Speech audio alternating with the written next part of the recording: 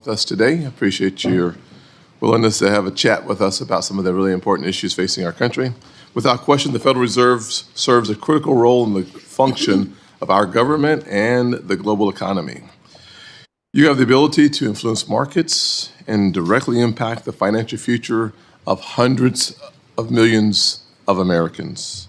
That is why the Federal Reserve is supposed to be an independent institution free from politics. But in recent reality, the Fed has been susceptible to political pressure. Take, for example, the Fed's involvement in the Network for Greening the Financial System, a group dedicated to green financing and climate change, which the Fed joined in December 2020 as President Biden was about to assume office. Just last month, the Fed announced that it had pulled out of the organization as President Trump was getting ready to be sworn in. To the American people, this is flip-flopping in the political wind. Too much focus on climate change instead of supervision is consequential.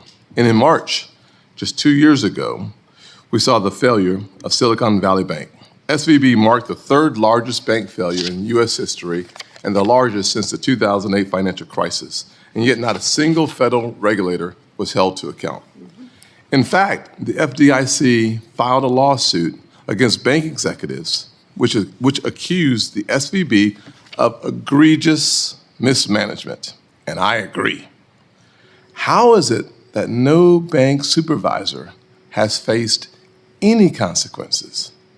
With 30 MRAs and MRIAs that never had timely action at SVB, how can the people who are supposed to be our cops on the beat have not faced any recourse for such egregious failures? I simply don't understand. We must all address the fact that over the last 4 years, the Biden administration and Bidenomics have devastated, decimated, and destroyed hardworking families' ability to support themselves. During Joe Biden's time in office, overall prices rose by over 20%. Energy prices, 34%. Transportation costs, 31%. Groceries, 22%.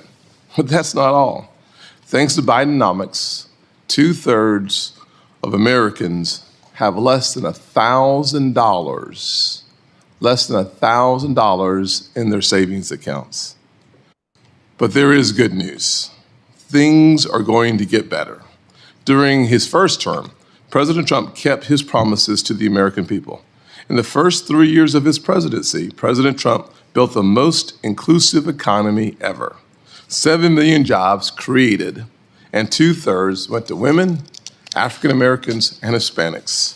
It's time to once again make America's economy work for the folks working paycheck to paycheck. Joe Biden broke our economy, and Donald Trump will fix it. For too long, bank regulators have followed a black box regulatory framework with little to no recourse. The FDIC, under President Trump's leadership, recently released never-before-seen supervisory documents which confirmed that Biden's Operation Choke Point 2.0 was real, despite assurances that these unacceptable practices would end following the Democrats' first Operation Choke Point 1.0. We are seeing an unfair playing field that results in disastrous consequences for legal businesses and law-abiding citizens.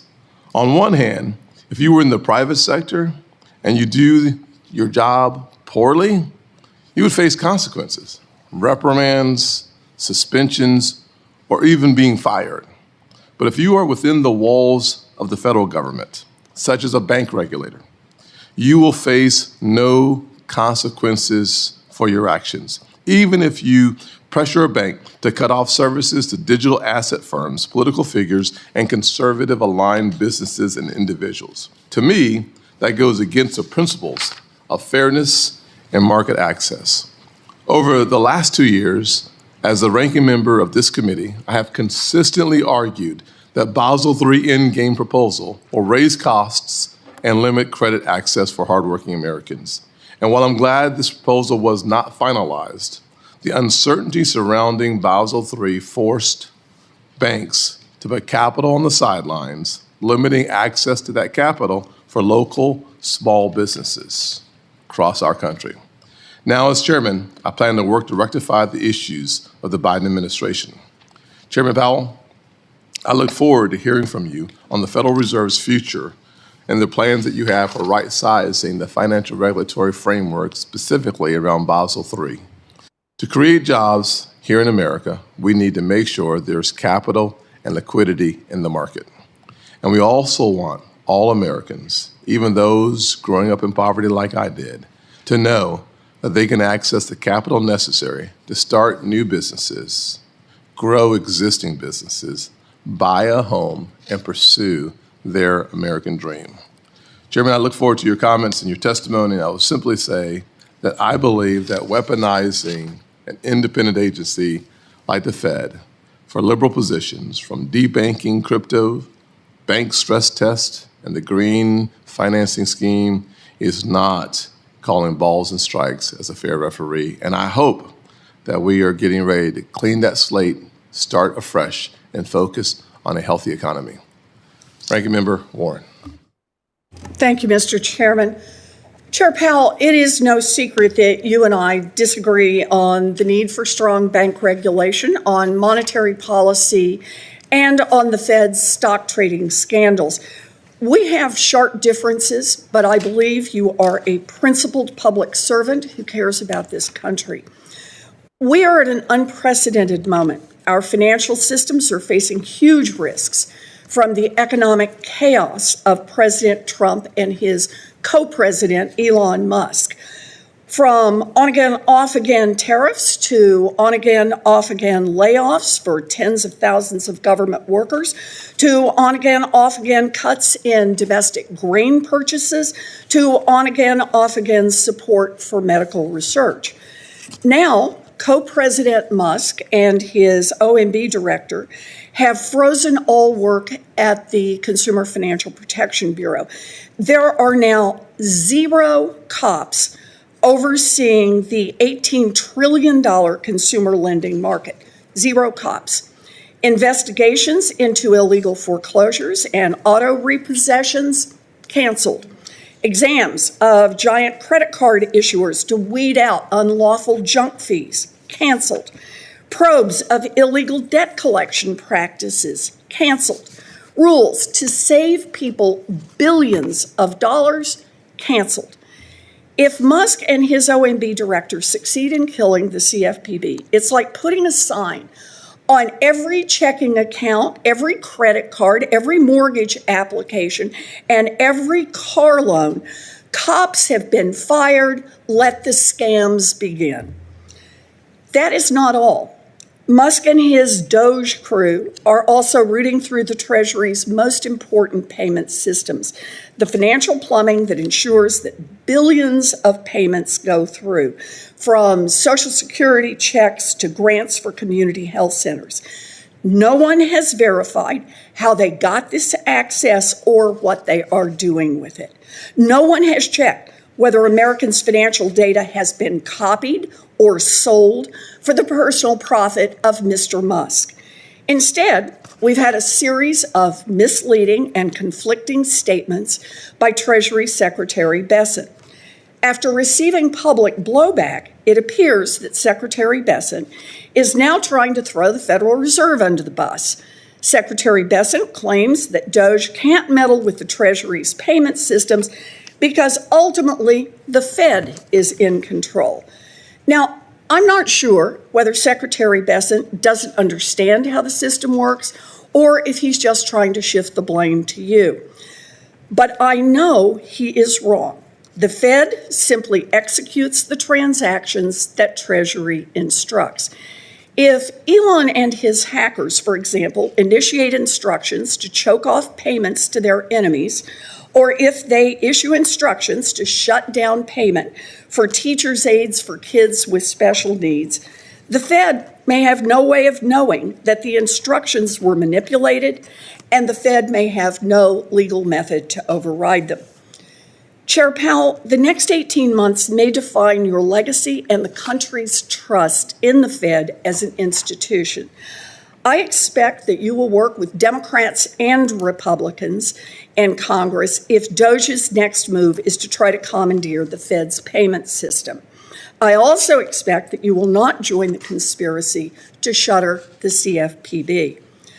Unlike the Treasury payment instructions, you can see if the CFPB's funding requests have been manipulated. I understand that some extremists have a different view about what the law ought to be, but under the law right now, impoundment is clearly illegal. Do not make the Federal Reserve an accomplice to this illegal act and forever sully the reputation of the Fed. Keep the CFPB funded exactly as the law requires. We are in the middle of a crisis as Elon Musk tries to take over our government. But let's also talk for just a minute about your day-to-day job, meeting the Fed's dual mandate of promoting maximum employment and stable prices. It's now clear that the Fed acted too late and let inflation get too high, and then responded by keeping rates too high for too long. These policies made the big drivers of inflation, like housing costs, even worse. And they put Americans' jobs at risk, making it more difficult for them to afford a home and for small businesses to be able to finance their operations. I urge you to move more rapidly to bring down interest rates, beginning with a meaningful rate cut next month.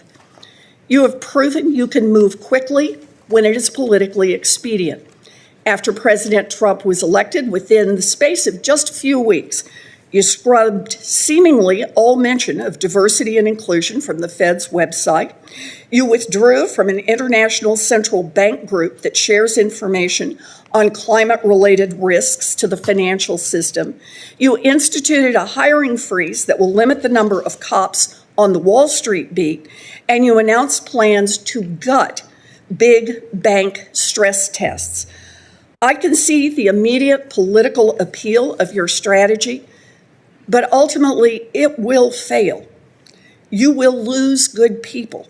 Climate catastrophes will continue to mount, and the increasing vulnerability of big banks will threaten our entire economy. Sure, Donald Trump may be happier with you right now, but wading deeper into politics to please him over the long run will burn the reputation and the independence of the Fed and put our entire economy at risk.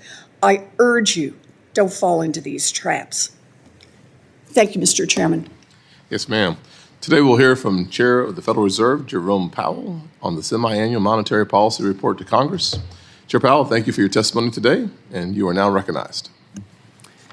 Chairman Scott, Ranking Member Warren, and other members of the committee, I appreciate the opportunity to present the Federal Reserve's Semiannual Monetary Policy Report.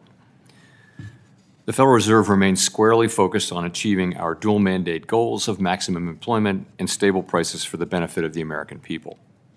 The economy is strong overall and has made significant progress toward our goals over the past 2 years. Labor market conditions have cooled from their formerly overheated state and remain solid. Inflation has moved much closer to our 2% longer-run goal, though it remains somewhat elevated. We are attentive to the risks on both sides of our mandate. I will review the current economic situation before turning to monetary policy. Recent indicators suggest that economic activity has continued to expand at a solid pace. GDP rose 2.5% in 2024, bolstered by resilient consumer spending. Investment in equipment and intangibles appears to have declined in the fourth quarter, but was solid for the year overall. Following weakness in the middle of last year, activity in the housing sector seems to have stabilized. In the labor market, conditions remain solid and appear to have stabilized. Payroll job gains averaged 189,000 per month over the past 4 months. Following earlier increases, the unemployment rate has been steady now since the middle of last year, and at 4% in January remains low. Nominal wage growth has eased over the past year, and the jobs-to-workers gap has narrowed. Overall, a wide set of indicators suggests that conditions in the labor market are broadly in balance. The labor market is not a source of significant inflationary pressures. The strong labor market conditions in recent years have helped narrow long-standing disparities in employment and earnings across demographic groups. Inflation has eased significantly over the past 2 years, but remains somewhat elevated relative to our 2% longer-term goal. PCE prices rose 2.6% over the 12 months ending in December, and excluding the volatile food and energy categories, core PCE prices rose 2.8%. Longer-term inflation expectations appear to remain well anchored, as reflected in a broad range of surveys of households, businesses, and forecasters, as well as measures from financial markets. Our monetary policy actions are guided by our dual mandate to promote maximum employment and stable prices for the American people. Since last September, the FOMC lowered the policy rate by a full percentage point from its peak, after having maintained the target range for the federal funds rate at 5.25% to 5.5% for 14 months. That recalibration of our policy stance was appropriate in light of the progress on inflation and the cooling in the labor market. Meanwhile, we've continued to reduce our securities holdings. With our policy stance now significantly less restrictive than it had been, and the economy remaining strong, we do not need to be in a hurry to adjust our policy stance. We know that reducing policy restraint too fast or too much could hinder progress on inflation. At the same time, reducing policy restraint too slowly or too little could unduly weaken economic activity and employment. In considering the extent and timing of additional adjustments to the target range for the federal funds rate, the FOMC will assess incoming data, the evolving outlook, and the balance of risks. As the economy evolves, we will adjust our policy stance in a manner that best promotes our maximum employment and price stability goals. If the economy remains strong and inflation does not continue to move sustainably toward 2%, we can maintain policy restraint for longer. If the labor market were to weaken unexpectedly or inflation were to fall more quickly than anticipated, we can ease policy accordingly. We are attentive to the risks on both sides of our dual mandate, and policy is well positioned to deal with the risks and uncertainties that we face. This year, we are conducting the second periodic review of our monetary policy strategy, tools, and communications, the framework used to pursue our congressionally mandated assigned goals of maximum employment and stable prices. The focus of this review is on the FOMC's Statement on Longer-Run Goals and Monetary Policy Strategy, which articulates the committee's approach to monetary policy, and on the committee's policy communication tools. The committee's 2% longer-run inflation goal will be retained and will not be a focus of the review. Our review will include outreach and public events involving a wide range of parties, including Fed Listens events around the country and a research conference in May. We will take on board lessons of the past 5 years and adapt our approach where appropriate to best serve the American people to whom we are accountable. We intend to wrap up the review by late summer. Let me conclude by emphasizing that at the Fed, we'll do everything we can to achieve our dual mandate goals that Congress has set for monetary policy. We remain committed to supporting maximum employment, bringing inflation sustainably to our 2% goal, and keeping longer-term inflation expectations well anchored. Our success in delivering on these goals matters to all Americans. We understand that our actions affect communities, families, and businesses across the country. Everything we do is in service to our public mission. Thank you. I look forward to your questions. Thank you, Chairman Powell. Certainly your words and your actions have a global impact. You have the opportunity and responsibility of leading this country in the right direction economically, and I thank you for your commitment to having a conversation with all of us about how you do that well. You and I had a conversation yesterday. Some of it was frustrating, some of it was illuminating, but in the end, my goal is to make sure that the American people, and specifically those working paycheck to paycheck, have more opportunities to succeed, not fewer.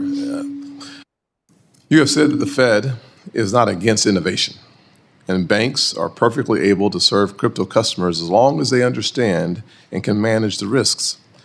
Yet you have admitted that the threshold has been a little higher for banks engaging in crypto activities. Last week, I held a hearing on debanking and once again heard that federal banking agencies, in particular the Fed, use reputational risk as a tool to encourage the debanking of certain legal industries and law-abiding citizens for political reasons not tied to safety and soundness. Debanking is a top priority for this committee, and it certainly is for me, and one that I believe is a bipartisan issue. Will you commit to working with this committee to end debanking, including working with the new Vice Chair of Supervision, once appointed, to revise the Federal Reserve's supervision manuals to remove reputational risk as a tool to weigh in on political topics? I'm happy to make that commitment. Thank you, sir. Accountability is very important. I would like to think accountability is a priority for everyone, especially the Fed, given that failures in Fed supervision can result in the loss of billions of dollars. Yet following the failure of the Silicon Valley Bank, which was in part due to the failures of its regulators to identify egregious mismanagement of interest rate and liquidity risks, we have yet to see any regulators be held accountable. And as you recall, that was a point of my frustration. As a guy who spent a lot of time in the private sector, 15 years running a few businesses, I can tell you that accountability is a necessary part of making the entire organization healthier and perform its job as well as possible. I'm encouraged that the FDIC has begun the process of holding SVB executives accountable. That's good news. But no Fed employee has been fired, put on probation, put on performance improvement plan, all of which would be expected in the private sector, as I just mentioned, for employee failure. Please explain to me why Fed employees are held to a different standard from my perspective than everyone else, and what are you planning to do to take accountability for Fed failures in supervision? So we've actually done quite a lot in response to the events associated with Silicon Valley Bank. So we've done many, many things. In terms of specific accountability, what we found was this was not a case of malfeasance or nonfeasance so much. It was a case of people were carrying out a specific playbook that failed to cause us to act in time for these things. So it wasn't actually particularly fair to the employees to say you violated our practices in some way. That wasn't really what happened. What happened was, I would say, a lot of focus on process and on governance and controls, and not enough focus on basic bread and butter banking, credit risk, liquidity risk, interest rate risk, things like that. So as we discussed yesterday, we took very substantial steps to avoid further spread of those issues, and that was successful. But I understand your point on accountability. This is one of the areas where you see the approach to looking at safety and soundness, and with the number of MRAs that went really documented but no action was taken, that leads me to the conclusion that individual employees, supervisors, should have been held account for that. I'll move on, though. In the past, you've supported tailoring regulations so that we ensure banks of different sizes thrive and to preserve our diverse banking system. Will you commit to working with me as chairman to make sure that financial regulations do not impose more burden than is necessary? I'll say that this comes after a number of conversations with community banks and regional banks that have continued to stress that the cost of the regulatory framework around them isn't just harsh, it's oppressive. Larger banks suggest that the cost per employee for the regulatory framework is $10,000 per employee. I think we can do better, and would love to hear your thoughts on that. Right, first of all, I will commit to working with you on that. We do try to avoid excessive burden. I think it's fair to take a fresh look frankly, on debanking. I think we all see, both in your hearing and in the one on the House side, we hear a lot of people talking about that. And, it's time to take a fresh look, I think. We don't intentionally do these things, but sometimes regulation leads things to happen, and we need to be working on that. I appreciate that, and I'll turn it over to the ranking member. I'll say this, after having a number of conversations with CEOs of banks around the country, one of the things that was made clear to me with specific statement from these CEOs is that the regulatory OCC and other regulatory agencies said specifically to debank certain industries, and that is the point that I'm making, and one that I think we have to solve. If it's legal in America to do business, we should do our part to make sure that they're banked. Thank you, Mr. Chairman. So over the weekend, Co-President Musk and Acting Director Vogt effectively shut down the CFPB. No more cop on the beat looking out for a family of four in South Carolina facing an illegal foreclosure. No more cop on the beat looking out for your grandma whose bank account has just been taken over by a scammer. No more cop on the beat looking out for people getting ripped off by giant credit card companies that are charging illegal junk fees. It also means that the CFPB is no longer doing one of its most important jobs, examining big banks to root out illegal conduct before it happens, or at least stop it before more people get hurt. Chair Powell, if the CFPB isn't on the job right now, then who is administering JP Morgan or Wells Fargo's consumer compliance exams to ensure that they are following the law? Senator, I believe that, and you would know, that Dodd-Frank moved all authority for examinations in the consumer space to the CFPB. We still have some jurisdiction. We'll talk about that in a sec. But the answer to my question, please. If the CFPB is not there examining these giant banks to make sure they are following the laws on not cheating consumers, who is doing that job? I can say no other federal regulator. No one, in other words. So thanks to Co-President Musk and CFPB Acting Director Vogt, Wall Street banks no longer have to show the bank examiners that they're not illegally opening accounts people didn't ask for, like happened with Wells Fargo, or charging illegal junk fees like the Bank of America did. But CFPB has jurisdiction only on banks that have more than $10 billion in assets. So what's happening in thousands of community banks all around the country, those that have less than $10 billion in assets? So Chair Powell, as you know, the Fed oversees consumer compliance for state member banks that have less than $10 billion in assets. Has the Fed suspended consumer compliance exams for those smaller banks, or is the Fed still on the job to make sure that those smaller banks are following consumer financial laws?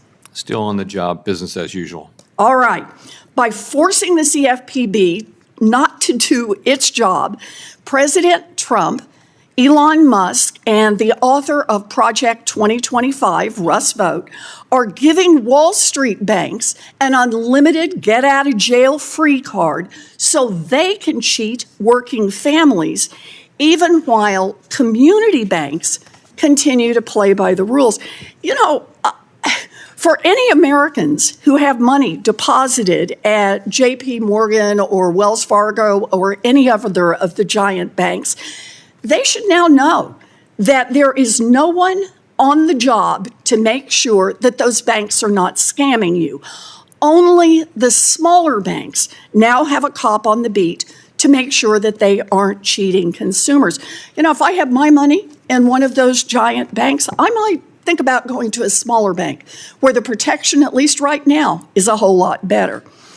Now, at the same time that the CFPB is under attack, the Fed is buckling to pressure from Wall Street to erase other safeguards for the too-big-to-fail banks. During the first Trump administration, under your leadership, the Fed weakened the big bank stress tests, including by giving the big banks some of the answers to the test in advance.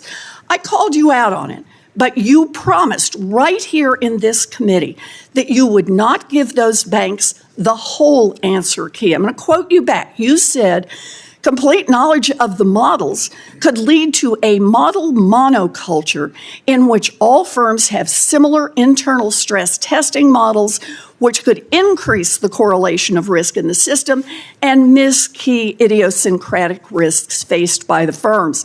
I agreed with you. But several weeks ago, the Fed announced that it has plans to do exactly that. And all of the answers over to the giant banks.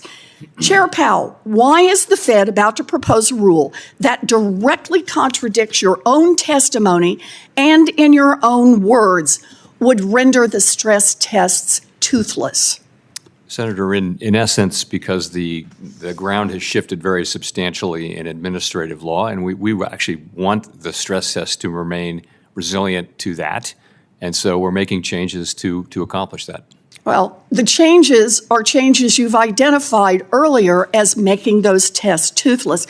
Look, the big banks are going to juice shareholder payouts and leave this economy more vulnerable to a crash. The Fed is knuckling under to bank lobbyists. We know how this ends. People will suffer. Wall Street will get bailed out. I urge you, Chair Powell, to serve Main Street instead of Wall Street. Don't weaken these rules. Thank you. Senator Rounds. Thank you, Mr. Chairman. And Mr. Chairman, thank you for coming before the committee. I appreciate the opportunity to visit with you. I've got a series of questions, but I would like to give you an opportunity, if you would like. The suggestion that the ranking member has made here is that the big banks can now scam individuals right now. Any change in the laws regarding how they're supposed to be treating the individual consumers out there or anything along that line? Law changes? No, I'm not aware of any Any law changes in any rules that they would have to follow? Not that I'm aware of. Are they still audited, and do they still have the regulators in watching all of their businesses just as they did before? Well, they'd have all the regulators except for the CFPB. Very good. If in fact, in the hypothetical, the CFPB weren't carrying that out. Anything else you'd like to add before we move on? No, I'm good. Thank you. Thank you, Mr. Chairman. As we continue to prioritize the stability and the resilience of our financial system, the ongoing Basel III rulemaking process has remained front and center in shaping our regulatory framework. I guess I was rather outspoken with my opposition to the original proposal, and further work was stalled at the end of the last year. I guess my question for you today, sir, is could you provide an update on the Federal Reserve's progress in finalizing the Basel III endgame rulemaking process? I'd be glad to. So we remain committed to completing Basel III endgame. We think it's good for U.S. banks, it's good for our economy that there be a global standard beneath which foreign banks can't fall. And that was one of the big ideas behind the whole Basel Committee approach. So where it sits now is we await leadership arriving at the OCC and the FDIC, and that seems to be happening. And when that happens, we're going to sit down with them and work our way through to a Basel III endgame proposal. And I think we can do this reasonably quickly, one that is compliant, consistent with the Basel requirements, and also consistent with what other large jurisdictions are doing. I'm optimistic that we can do that fairly quickly, and we're committed to doing that. We always wanted our banks to be competitive with European banks, and I'm just curious, the original proposal that was in front of you, and I'd like your thoughts on this, it was estimated to increase our bank's capital by 19%, which I think may very well have created a potential disadvantage within the U.S. institutions versus our European counterparts. With any new proposal, what's your thoughts? Would you make a commitment that this would be a neutral approach with regard to capital?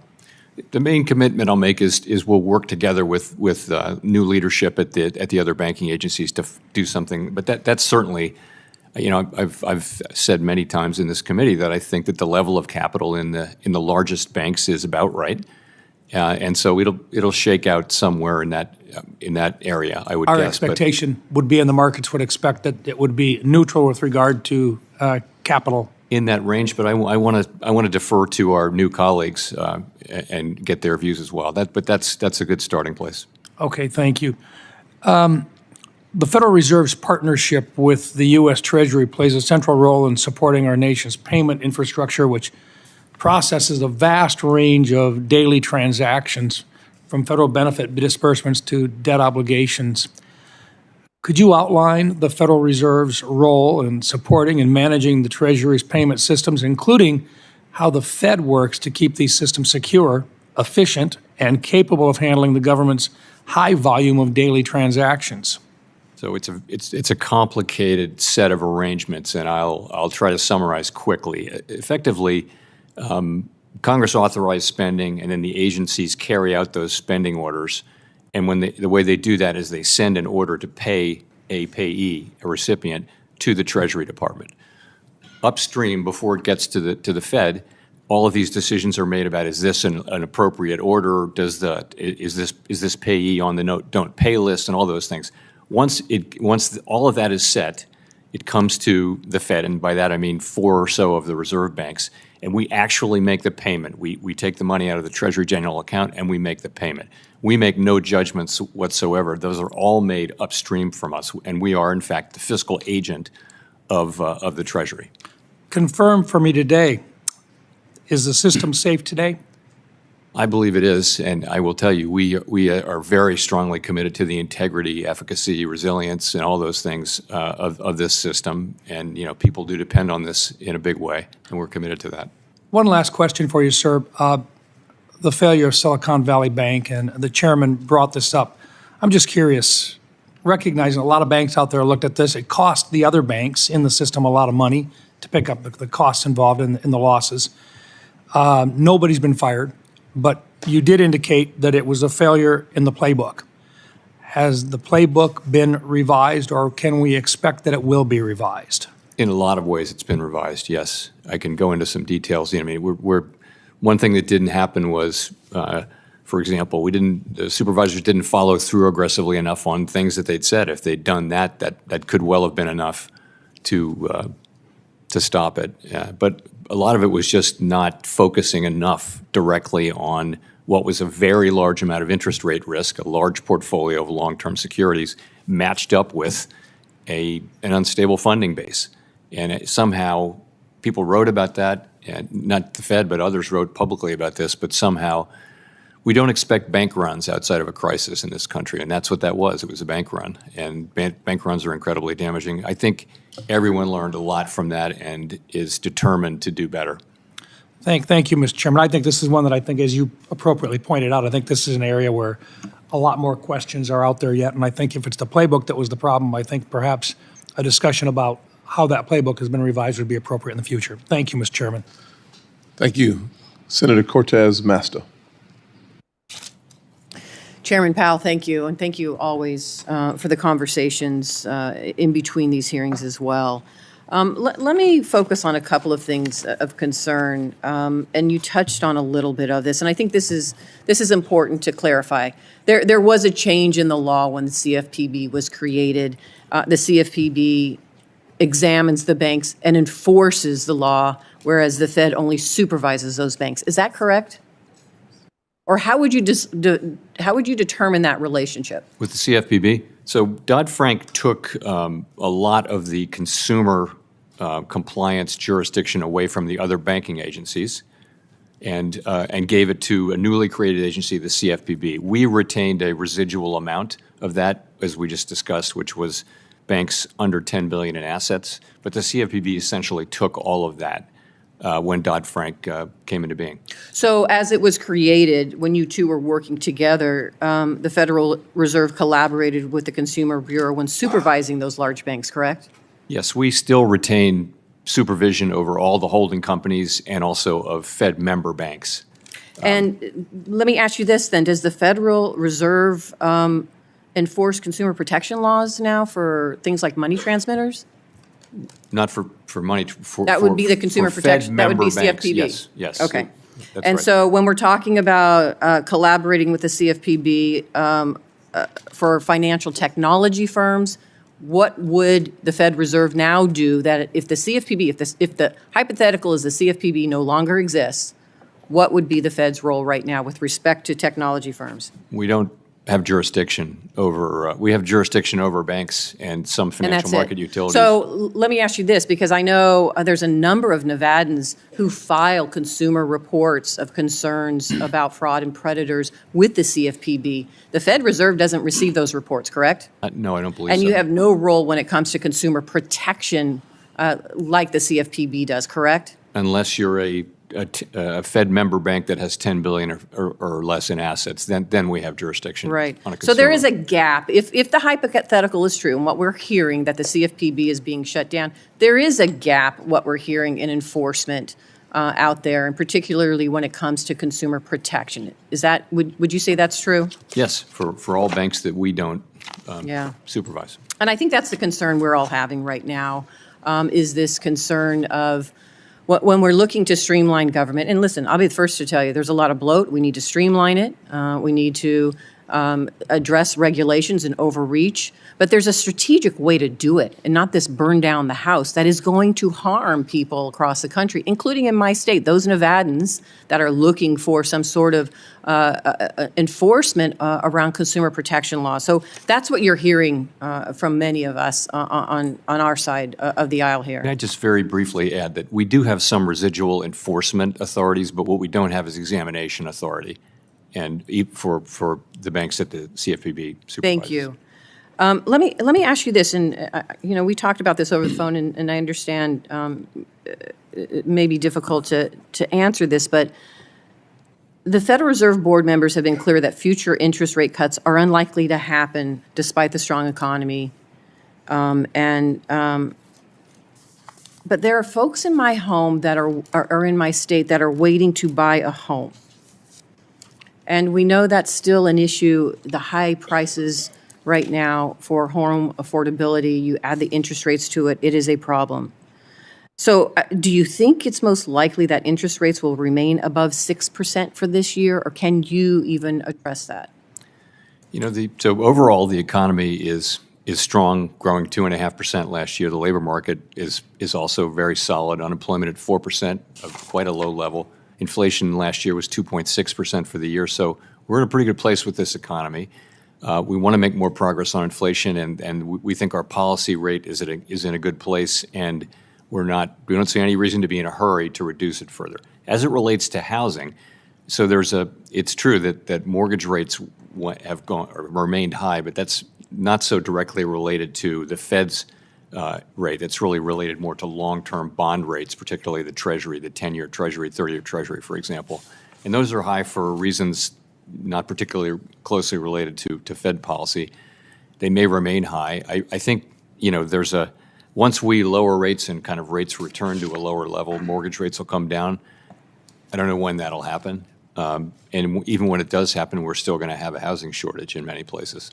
Thank you. Chairman Powell, thank you again for being here. Thank you, ma'am. Next will be Senator Kennedy. Thank you, Mr. Chairman. Thank you, Mr. Chairman, for being here. Okay, great. Yes, ma'am. My friend, our ranking member, said that you are knuckling under to the big bank lobbyists. Is that true? No. Okay. It seems to me that the big picture should not go unnoticed. Do you recall a year or two ago when inflation was raging? I think its peak was about 9%. Many economists and other experts, based in part on history, said that you were going to have to provoke high unemployment and put our country into recession in order to get inflation down. Do you recall that? Very, very well. Are we in a recession? We are not. Would you, as an American, trade places right now with Germany in terms of the economy? No, I sure wouldn't. How about China? No, wouldn't trade places. How about France? No, thanks.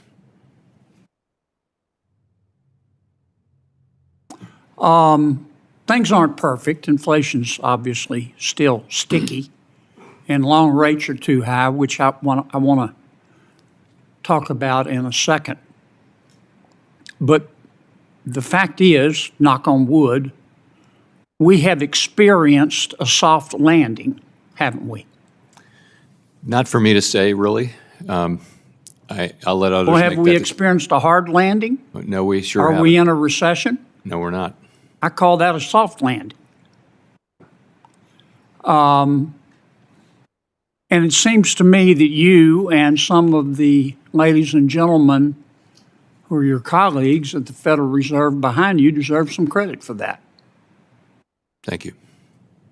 I don't know why you don't take the credit. Everybody else in Washington, D.C. does. Again, I'm not saying things are perfect, but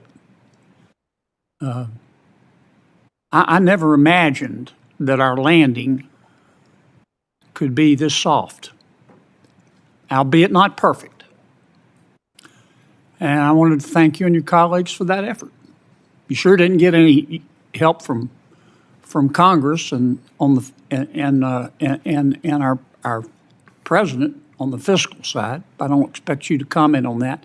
You and the Federal Reserve can to a large extent control short rates, can't you? Yes. Through the Open Market Committee. You can't control long rates, though, can you? No, we can't. Why is that? So a lot of things go into long rates, and one of them is the expected future short rate of Fed policy, but many, many other things go in. Expectations of inflation in the longer run, the sort of risks around the economy and around the budget deficit go into something called the term premium, which is the part we can't explain when we do these decompositions. And so, you know, it's set by supply and demand in the bond market at the long end, and we're not particularly. We have some influence, but mostly not. Many Americans are looking at short rates and looking at the Fed's behavior and how you reduce inflation, but they don't seem they don't see the long rates going down, and obviously that affects mortgage rates. And I would encourage you and your colleagues to spend some time explaining to the American people why that is. Final question.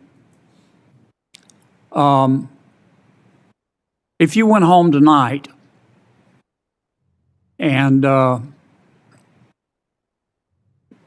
Mayor Powell, your spouse, said, you know, I got a call today from our bank, and they're debanking us. They're worried about their reputational risk because they don't like our politics. Would you think that fair? No, I sure wouldn't. And as I mentioned earlier, I too am troubled by the quantity of these reports, and you know, really want to understand better why this is happening. You know, one theory is that banks are just very risk averse around BSA and money laundering, and that's because we're so tough on them, and that they just don't. Any red flag is enough. But it may be that this whole thing with reputation risk needs to be thought about. It's actually coming out of our one manual that we used. We're taking that concept out, the manual that we've been using for account access for master accounts. We're just going to take that out. But I think this needs a fresh look, and I think it's time for that, and we're going to do that. Well, I've asked our chairman, and he has agreed to invite some of the CEOs of some of the banks that have been debanking people. The CEOs, Yes. not their lawyers, not their PR consultants, Not the lobbyists. not their priests, them, the CEOs, to come in and let's talk about this and find out what the hell's been going on. Thank you, Senator Kennedy. Thank you, Mr. Chairman. Senator Reid. Thank you, Chairman Scott. Chairman Powell, welcome. Thank you very much. I think your monetary policy combined with the Biden fiscal policy over the last 4 years has made a tremendous difference. We've avoided a recession. And I'd like to remind people how far we've come. In 2020, the gross domestic product decreased 2.2%. The unemployment rate finished the year at 6.7%. By 2024, gross domestic product grew 2.5%. The unemployment rate was 4.1%. Labor force participation rate went up from 61% to 62.5%. And that's a combination of your work together with the fiscal policy of the Biden administration. So I thank you for that. One of the issues before us today is the issue of tariffs. In July 2018 testimony, you stated, Mr. Chairman, countries that have remained open to trade, that have not erected barriers, including tariffs, have grown faster and had higher incomes. Do you still believe that? Yes, I do. I would stand by that. So President Trump's tariffs on China, Canada, and Mexico will obviously raise costs on families. In fact, some economists, many economists, project about $1,200 per year households will be paying extra, an increase of inflation by nearly 1%, economic growth depression, and, for example, the increase to the average car price by $2,700. Is that a wise policy? So I guess I ought to say this. I think the standard case for free trade and all that logically still makes sense. It didn't work that well when we have one very large country that doesn't really play by the rules. And in any case, it's not the Fed's job to make or comment on tariff policy. We, really, that's for elected people, and it's not for us to comment. Ours is to try to react to it in a thoughtful, sensible way and make monetary policy so that we can achieve our mandate. Just this weekend, the president removed the board of the Kennedy Center and made himself chairman. What would you do if the president tried to remove a member of the Federal Reserve Board?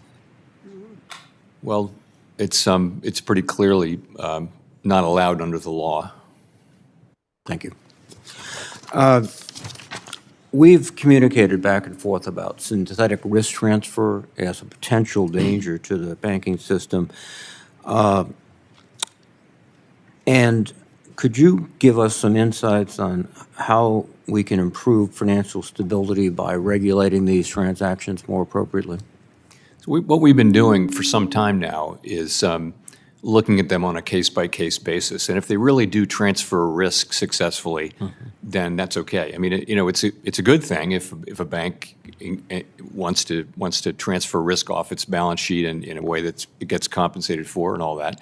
But what you want to make sure is that the risk is really transferred, and that was the problem during the global financial crisis, was sort of things that appeared to but did not accomplish a transfer of risk. So we see this coming, and we've been looking at these transactions on an ongoing basis. Well, I commend you for that. In fact, what happens typically is the transaction becomes complicated by synthetic risk transfers, as it was the case with synthetic derivatives. So thank you for your attention to that. We've talked about housing. It's absolutely critical everywhere across the country. We're in a housing shortage. Affordable housing is difficult. Two of the mainstays of our housing market are Fannie Mae and Freddie Mac, helping to support home ownership. Does the federal guarantee backing Fannie and Freddie help make mortgage rates more affordable and home ownership more accessible, Mr. Chairman? I imagine it does hold down mortgage rates, the fact that they're a sovereign risk. And how important is the 30-year mortgage to ensure that families can afford a home? In our housing market, the 30-year mortgage is very important. Yeah.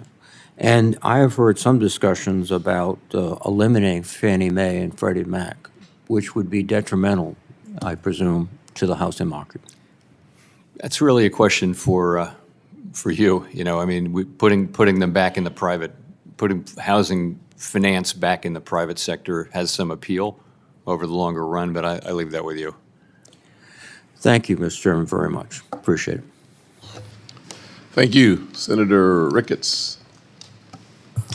Well, thank you, Mr. Chairman and Ranking Member, for holding this important hearing, and thank you, Chairman Powell, for being here today to talk about our economy and all the things that are going on.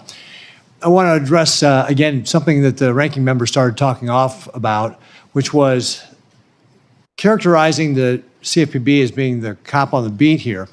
But I can tell you, as having been a governor and having a Department of Banking that reported to me, that if any consumer would contact us and make a complaint about a bank, even a big bank like JP Morgan, we would investigate, as could the OCC, the FDIC, the FTC. So to characterize that nobody's out there looking for consumers, I think, is inaccurate. And we ought not to try and scare consumers right now that somehow this is the case, because if you do have an issue, if you're a consumer, please reach out to your State Department of Banking, because those folks are going to look out for you. I can tell you that because I used to have one of those Department of Bankings. They did a fantastic job of looking out for the consumers. One of the things that has also impacted consumers is inflation. Prices under the Biden administration were up 20%. An average household is paying $13,000 more today than they were for the same standard of living they had before Joe Biden got elected. We see that grocery prices, for example, are up 22%, rents up 23%. Simply put, Nebraskans are economically worse off today than they were 4 years ago, and I expect that that's part of the reason why we saw this change in the administration. They thought that that was not something that they wanted to continue to pursue.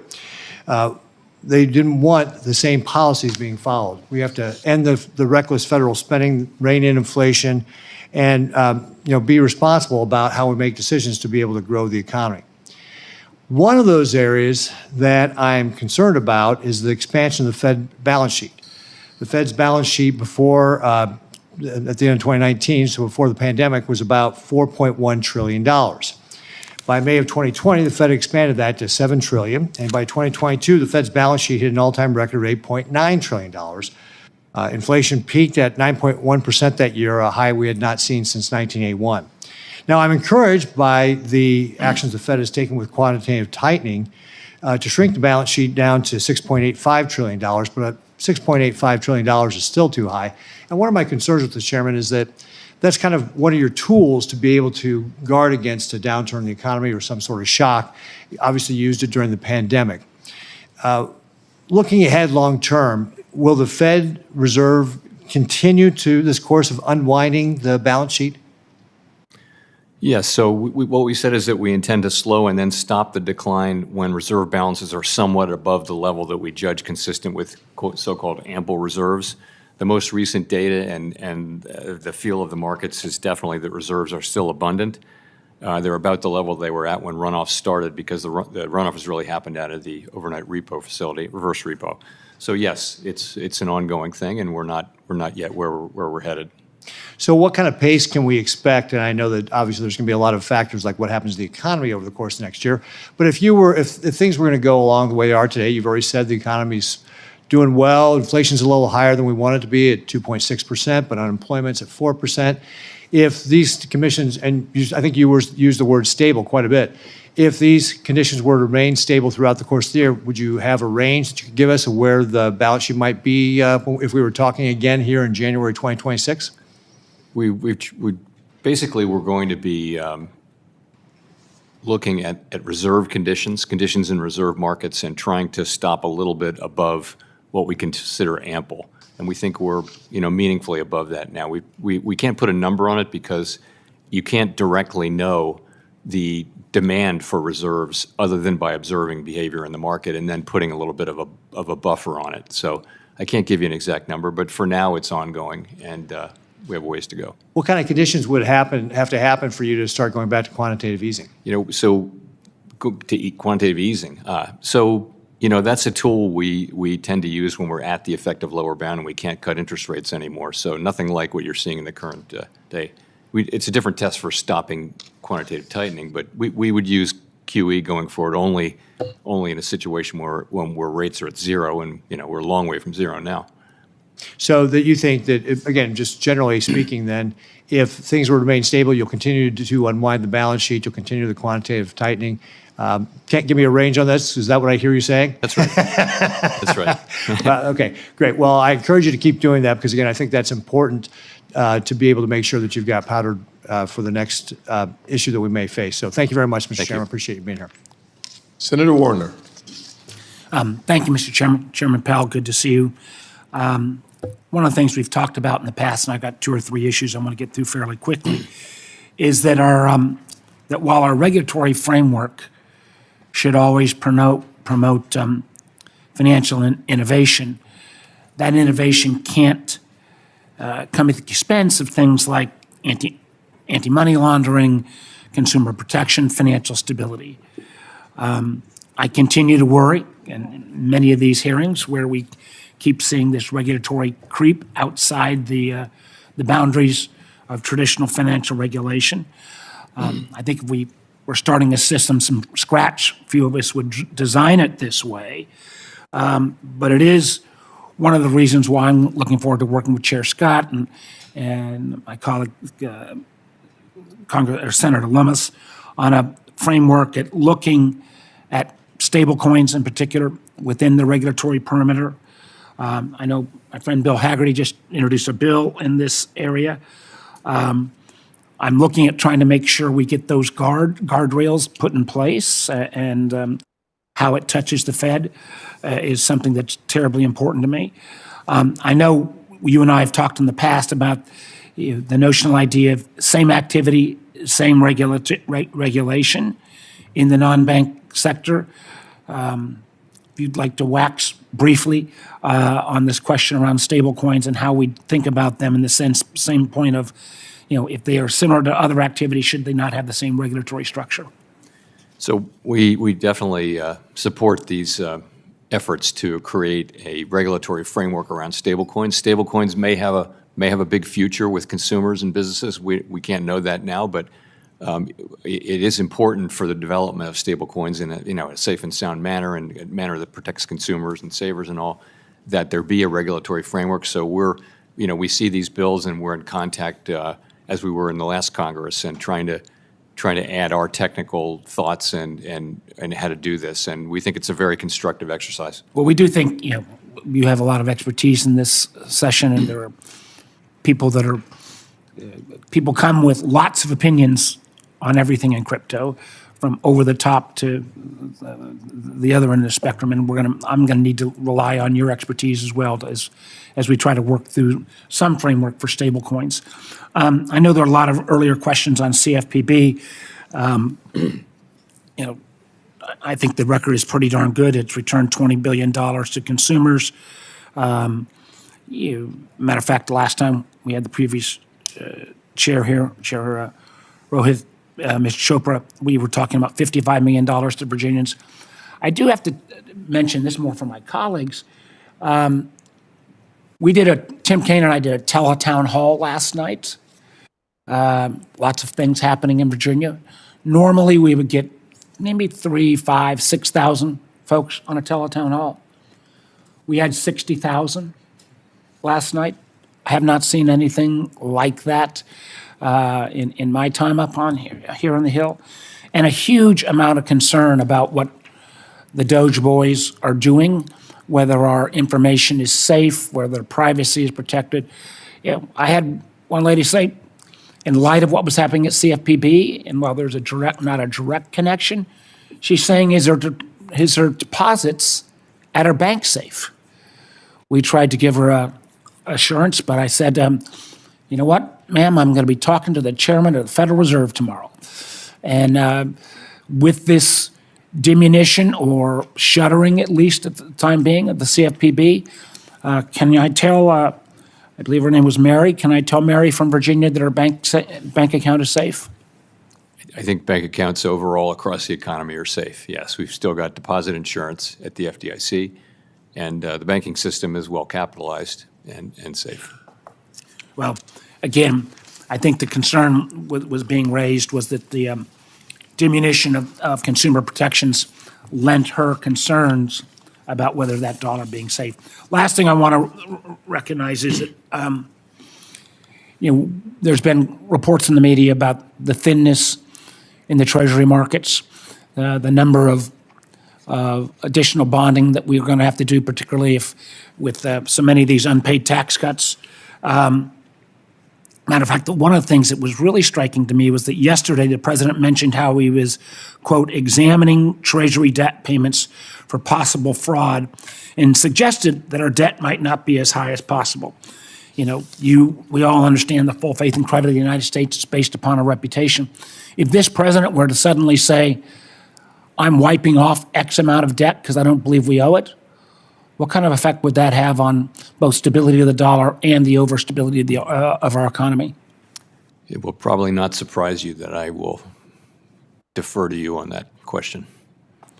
So you think it would be, from a Fed standpoint, the President of the United States starts to saying we're not going to pay our Treasury debt, you're going to have no view at all? I'm not going to comment on things that the President says. I would like to see us at some point get a stronger answer on that, because I think that in light of the President's willingness to shut down agencies willy-nilly, his ability to potentially curtail payment of debt, I think would have devastating consequences on our economy. Thank you, Mr. Chairman. Senator Britt. Thank you, Mr. Chairman. Obviously, there's been a lot of conversation both in and out of this hearing room today. Conversations about a co-president referencing Elon Musk, referencing the work that Doge is doing. I think it's important to remember that President Trump ran on this. I mean, he said we're going to look for wasteful spending across our government. We're $36 trillion in debt, y'all. That's not only fiscally irresponsible, it is actually morally irresponsible. And the difference in this administration and the last administration is that President Trump is actually the final arbiter. And it's interesting that none of you had anything to say over the last 4 years when it is clear that our commander-in-chief was not in command. And if we're going to use the term co-president, then let's go back and say co-president Jake Sullivan, co-president Ron Klain, co-president Jill Biden. I mean, it seems that some of the biggest decisions were made during the president's afternoon nap time. And so I just think we need to be a little bit more honest about what's been laid out and what's actually occurring. Chair Powell, I want to discuss some monetary policy issues, but I first want to highlight a few supervisory items. We unfortunately started 2023 with several bank failures in which the Fed itself admits its supervisors were, quote, too slow to ask. The question has been asked earlier about who was fired, who was not. I think that there's some real merit to having accountability that we have not seen there. In the aftermath of those failures, the Fed was certainly not slow to act when it came to new regulations, like the new capital requirements that would have put the U.S. banks at a global disadvantage and actually hurt consumers in my state. The way I look at this is the world came up with a gold standard, and then Vice Chair Barr said, hold my beer. And unfortunately, that hurts Alabamians. In addition to that, we had Community Reinvestment Act and stress testing frameworks that were basically adopted in secret. Or as we discussed last week, the reputational risk and just the arbitrary nature of that and those standards that were used to push political agendas. None of this is acceptable, and we've got to take a look at how to promote greater accountability and transparency into the Fed's supervisory function. Shifting gears, as of January 30th, the Federal Reserve had a mark-to-market loss on its balance sheet of roughly $221 billion. In fact, I looked back and the Fed has posted losses since September of 2022. Meanwhile, we've seen transfers to the CFPB totaling $2 billion since September of 2022. So just to clarify, Chair Powell, these money transfers are requested by the CFPB director each quarter and then directly deposited by the Fed. Is that how that works? So the director of the CFPB requests money, and we, under the law, we send that money. Yes.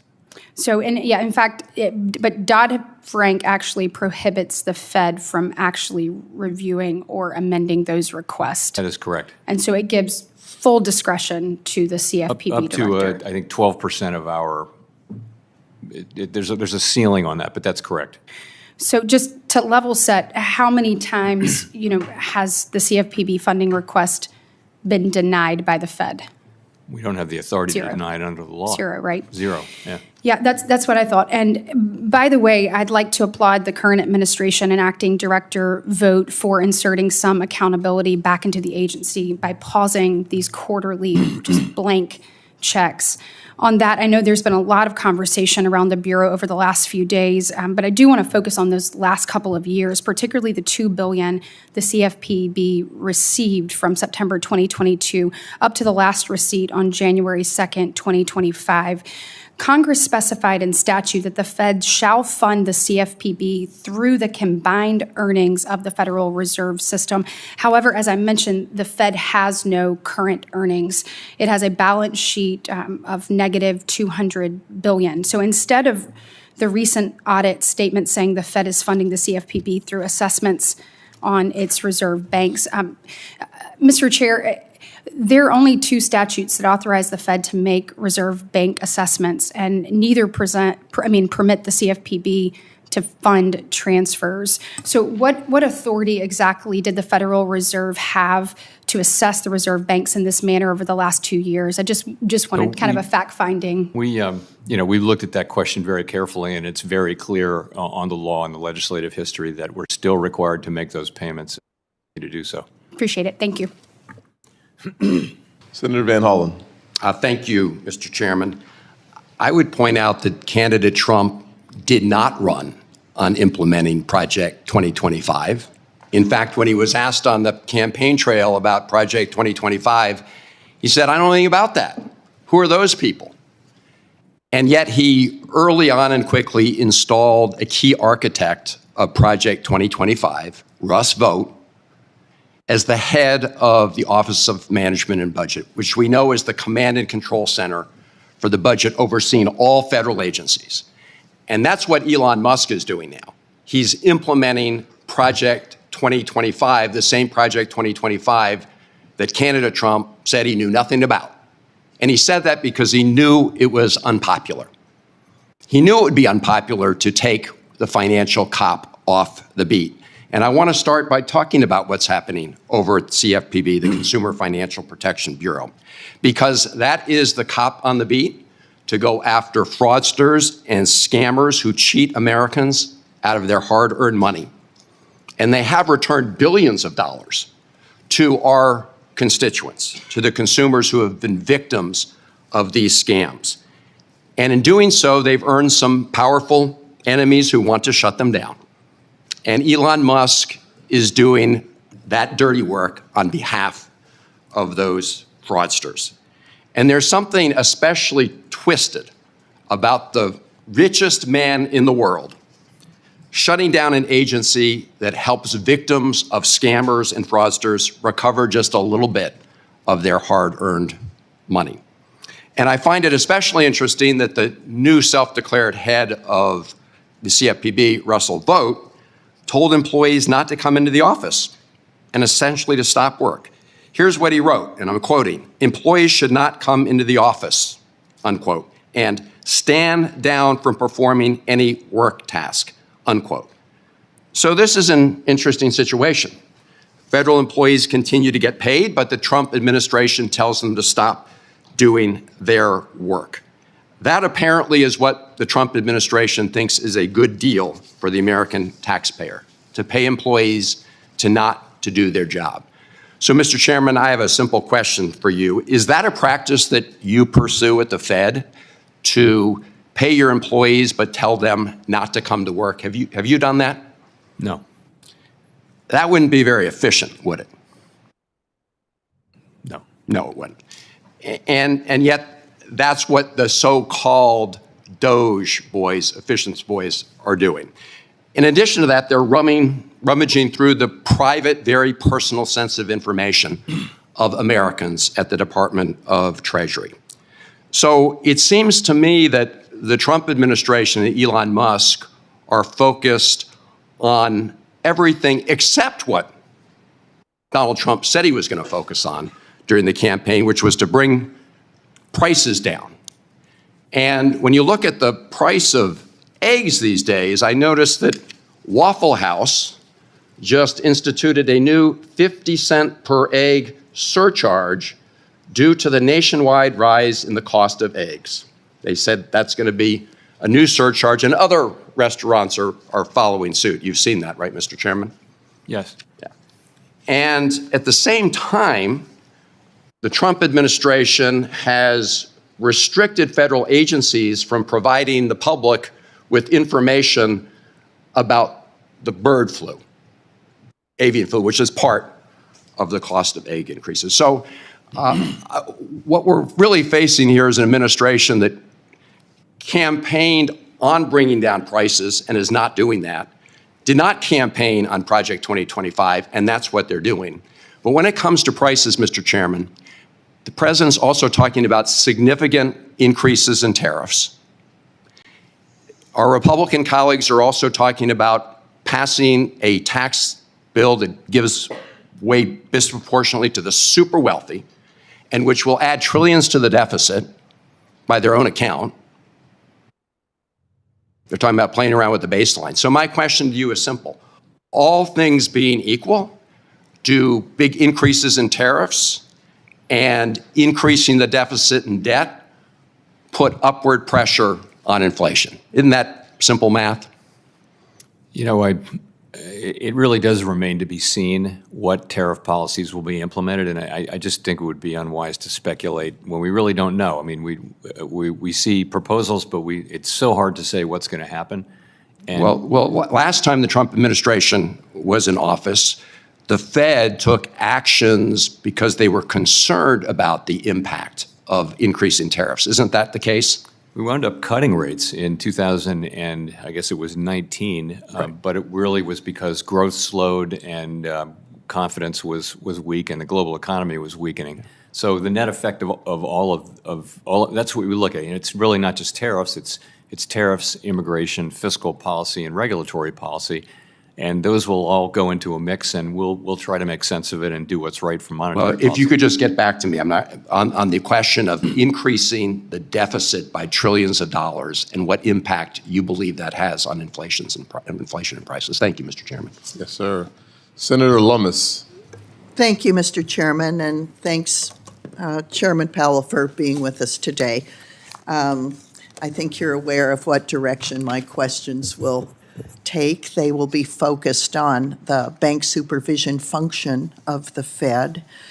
And I'd point out that when you and I were toddlers, 1956, the chairman of the Fed at the time, William McChesney Martin, said that the Federal Reserve Board is an agency of the Congress.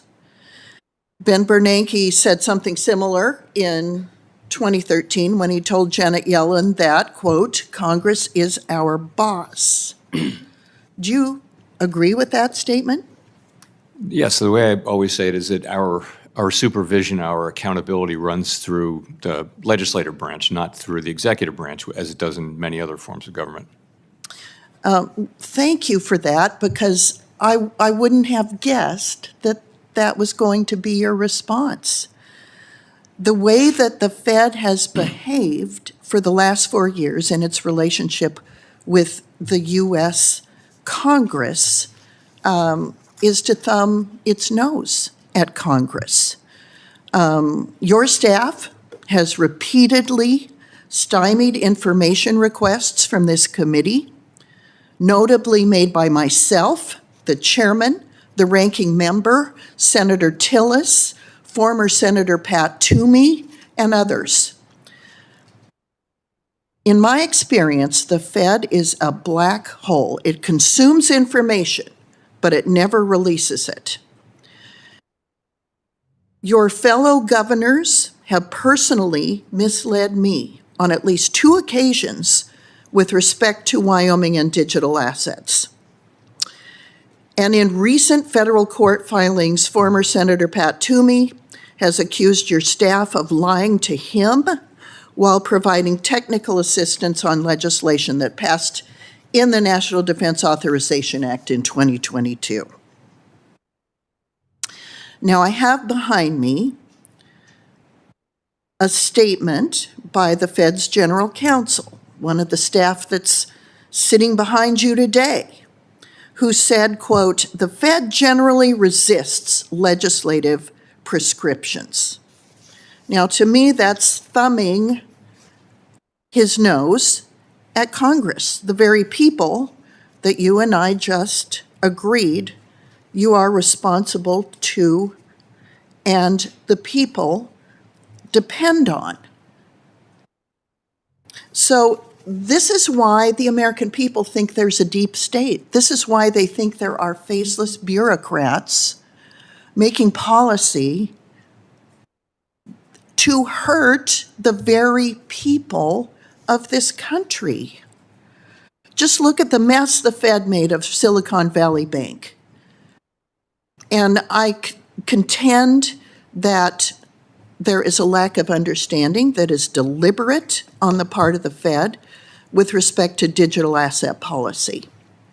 So the Constitution says Congress is your boss, but somehow your staff have not gotten that message.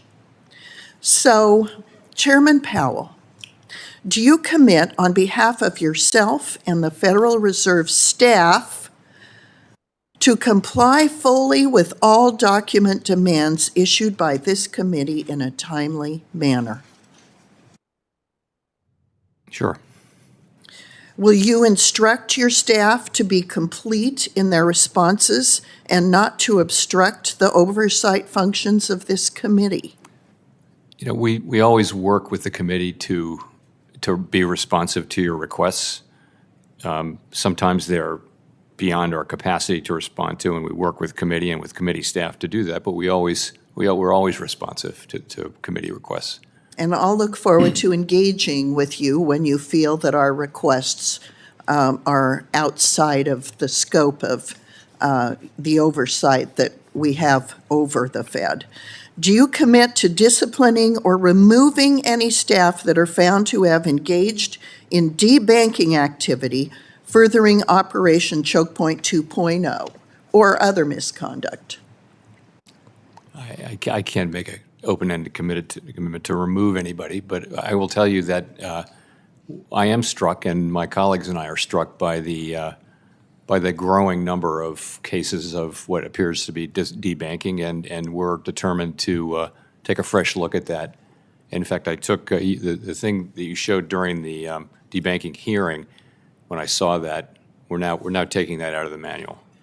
So I thank you for that. Thank you, Mr. Chairman. My time's up. Senator Smith. Thank you, Mr. Chair and Ranking Member, and thank you, Chair Powell, for being with us today. I appreciate your presence here. I'd like to start with the issue of the rising cost of home ownership, something that I know is of great interest to many of my colleagues on this committee. I know, Mr. Chair, that you care a lot about home ownership and making home ownership accessible and available to folks. My colleague, Senator Lummis, as well, many of the folks on my side of the aisle as well. And so I think this is something that we can agree on, that the rising cost of home ownership is a big challenge for our constituents, for Americans. And one of the big pressures, there are many, but one of the big pressures is the rising cost of home insurance. In Minnesota, families, seniors are struggling to manage a nearly 40% increase in home insurance rates. We've seen this over the last 7 years or so. And I know, Chair Powell, that you've told this committee in the past that that rising cost of buying insurance for your home has been a source of inflation as we've been trying to manage inflation. Now, I don't know anyone who doesn't see this crisis of rising insurance rates as being caused by extreme weather events. We've seen massive flooding in the southeastern United States. We've seen flooding in Minnesota. We've seen fires in the Mountain West in California. These are climate-related events. That's not a political position. That is just a fact. So, we've got banks that of course, require, understandably, that a homeowner provide insurance as a predicate for getting a mortgage. So there's a big question about what's going to happen when insurance becomes unaffordable, or in some parts of the country, just literally not available, and what impact that would have on the mortgage markets, on the value of American homes. Just last week, a new analysis from First Street showed that overall, the value of U.S. real estate could be reduced by $1.4 trillion, colleagues, over the next 30 years due to unaccounted for climate risk. That's the cost, the risk of not being able to afford home insurance because of these extreme weather events. And the prospect of trillions of dollars of property become uninsurable is clearly a recipe, it seems to me, for market instability, both in the rental as well as the mortgage market. So my question, Chair Powell, is given these trends, how do you think the Fed and how do you think we should be thinking about the challenges that these events are going to pose to insurance markets and to the overall financial stability of the economy? I'm asking you to comment specifically on climate change because I understand my colleagues on the other side of the aisle see that as a political question. It's more like what you see as the risk to financial stability here. So let me quickly note that we don't regulate or supervise insurance companies for the most part, but we're seeing the same thing, which is both banks and insurance companies are pulling out of areas, coastal areas and things like that, or areas where there are a lot of fires. So what that is going to mean is that, if you fast forward 10 or 15 years, there are going to be regions of the country where you can't get a mortgage, there won't be ATMs, there won't, the banks won't have branches and things like that. Right. That's a possibility coming up down the road. It's not that the banks will stay there and keep making loans in the face of evidence of disaster, or that insurance companies will do right policies. They can cancel those policies every year. Right. So I think the risk is that they just won't be there and that people won't be able to get them. That's really the issue. And it seems to me that that would be a massive source of instability in our economy overall if you were to see that kind of dramatic decline in home ownership, home values, not to mention the disruption that would occur if people literally couldn't be in their homes anymore. So I think it's going to fall, if that happens, it'll fall on homeowners and right. residents, but it'll also fall on state and local governments, which you see happening now, where they're stepping in states where insurance is going away, private insurance. You're seeing states step in because they want those areas to remain prosperous. So I don't know that it's a financial stability issue, but it certainly will have significant economic consequences. Well, certainly to try to figure out how to provide reinsurance, as an example, in the places where commercial insurance isn't available would be a massive impact on state budgets, if to follow your chain of thinking. And I know in this committee, I've heard some of my colleagues on both sides of the aisle talk about the challenges overall with flood insurance, just as an example, and the massive expense that would have for us as well. I raise this, colleagues, because I think that this is an important issue that we need to be paying attention to. I do think it has a fundamental impact on the overall health of our economy as we look not even down the road, but where we are right now. So I'm out of time. Thank you, Chair Powell. I have a question. You and I have talked quite frequently about my deep and keen interest in the Community Reinvestment Act, and I'll follow up with a question on that for the record. Thank you. Thank you, Senator Smith. Senator Haggerty. Thank you, Chairman Scott. Chairman Powell, it's good to see you here today. Welcome. I want to start by talking with you a bit about markets and inflation. Less than 6 months ago, you expressed some serious concerns about labor market weakness and the risk of persistent inflation. But since then, the FOMC has begun its easing cycle and cut its target rate by 100 basis points, as you mentioned in your opening remarks. Now, in the January meeting, the FOMC has telegraphed that it felt both the labor market and inflation have reached a point where you're comfortable maintaining its target range. And my question is this: the recent market data, including last week's strong jobs report, indicate that the economy is on firm ground. Indeed, swaps markets have begun to price in fewer and fewer cuts this year.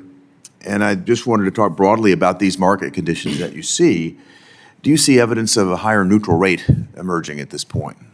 Yes. I mean, let me say there was a lot of reason to be concerned about downside risk in the labor market toward the middle of this year, but really that concern has diminished significantly. Labor market's very strong.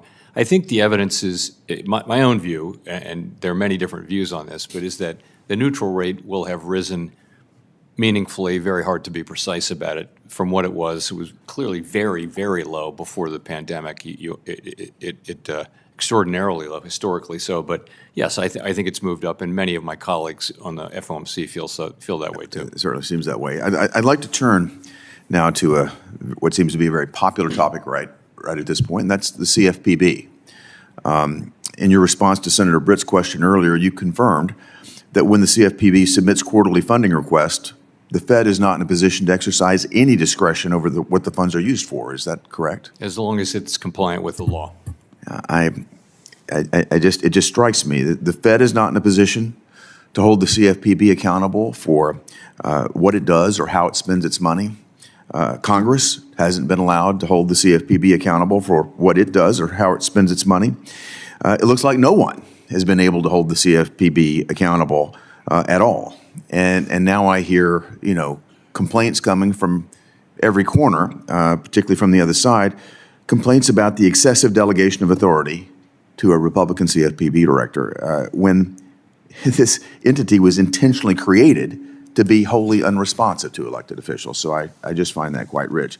Before I close, I'd like to come to a point on climate, and particularly the Fed's forays into climate activism that have taken place over these past 4 years and the recent retrenchment that we've seen. It's one thing for the Fed to disassociate from its past climate activism in a press release, but to credibly claim that it's divorced itself from partisan climate policies, the Fed needs to do more than just issue statements. It needs to actually end its climate policies. The Fed's independence from politics is a headline topic at the moment, of course, and while much attention has been given to potential external pressures on the Fed, I think it's also critical that we scrutinize how the Fed's own regulation and supervision might be utilized to in some way politicize the institution. So when the central bank strays from its mandate by embracing partisan climate policies, the Fed embroils itself in controversial political debates and invites legitimate political scrutiny. So I just want to urge the Fed to refocus entirely on its core statutory mandates. I know it's a commitment that both you and I share, Mr. Chairman. Thank you for being here with us today. Thank you. Thank you. Thank you. Senator Warnock. Thank you very much, Chairman Scott, and welcome again, Chairman Powell. I want to echo the words of Ranking Member Warren and so many of my colleagues today on Doge and Project 2025's illegal attack on the Consumer Financial Protection Bureau. Certainly the Bureau was not created to be dismantled. And since its inception, the CFPB has been the only federal agency solely dedicated to protecting Americans' wallets and pocketbooks from scammers and predatory companies in financial services. The CFPB reduced costs for Americans, returning more than $21 billion to Americans who have been cheated since its inception. I want us to focus on that as folks are talking about chasing after waste and fraud and abuse. The CFPB has returned more than $21 billion to Americans. Make no mistake, this attack on the CFPB will increase costs for Americans, and it will give the green light to fraudsters and predatory actors seeking to cheat hardworking Americans. And so, Chairman Powell, thousands of Georgians of all political stripes have written into my office, and they are alarmed by an unelected billionaire and his hacksters' dangerous attempts to access Americans' private data and the Treasury Department's systems that control $6 trillion in annual payments to millions of American citizens, including Social Security, Medicare, and tax refunds. Quickly, yes or no, has Elon Musk or members of his team, to your knowledge, attempted to access the Fed's protected data and systems? Yes or no? I don't believe so. I don't believe so. Okay, so will you commit to report to this committee, majority and minority, immediately should you become aware of any such attempt by Elon Musk or Doge to pierce the Fed's independence or to access its protected systems? Yes. Thank you for that commitment. The Fed's latest monetary policy report states that the tight labor market has allowed employment and earnings gaps between Black and Hispanic Americans and white Americans to narrow. I was glad to see that many of the long-standing disparities in employment and wages by sex, race, ethnicity, and education have narrowed under the Biden administration. Some gaps have reached historic lows. Specifically, the employment gap for Black workers and white workers is near its lowest point in almost 50 years. That is the economy that the Trump administration is inheriting, a historic low in almost 50 years. Chair Powell, as you work to promote maximum employment, what steps will the Fed take to ensure that these equity gains are permanent? So the best thing we can do it's both of our mandates, really, because as you well know, high inflation hits people at the low end of the income spectrum first and most. And in addition to that, we know that the benefits of a strong labor market over time can be really visible and important in those communities as well. So we pursue our mandate, we keep our heads down, and it works out that is the single best thing we can do to foster, closing those gaps. You pursue your mandate, you want to make sure that it's working.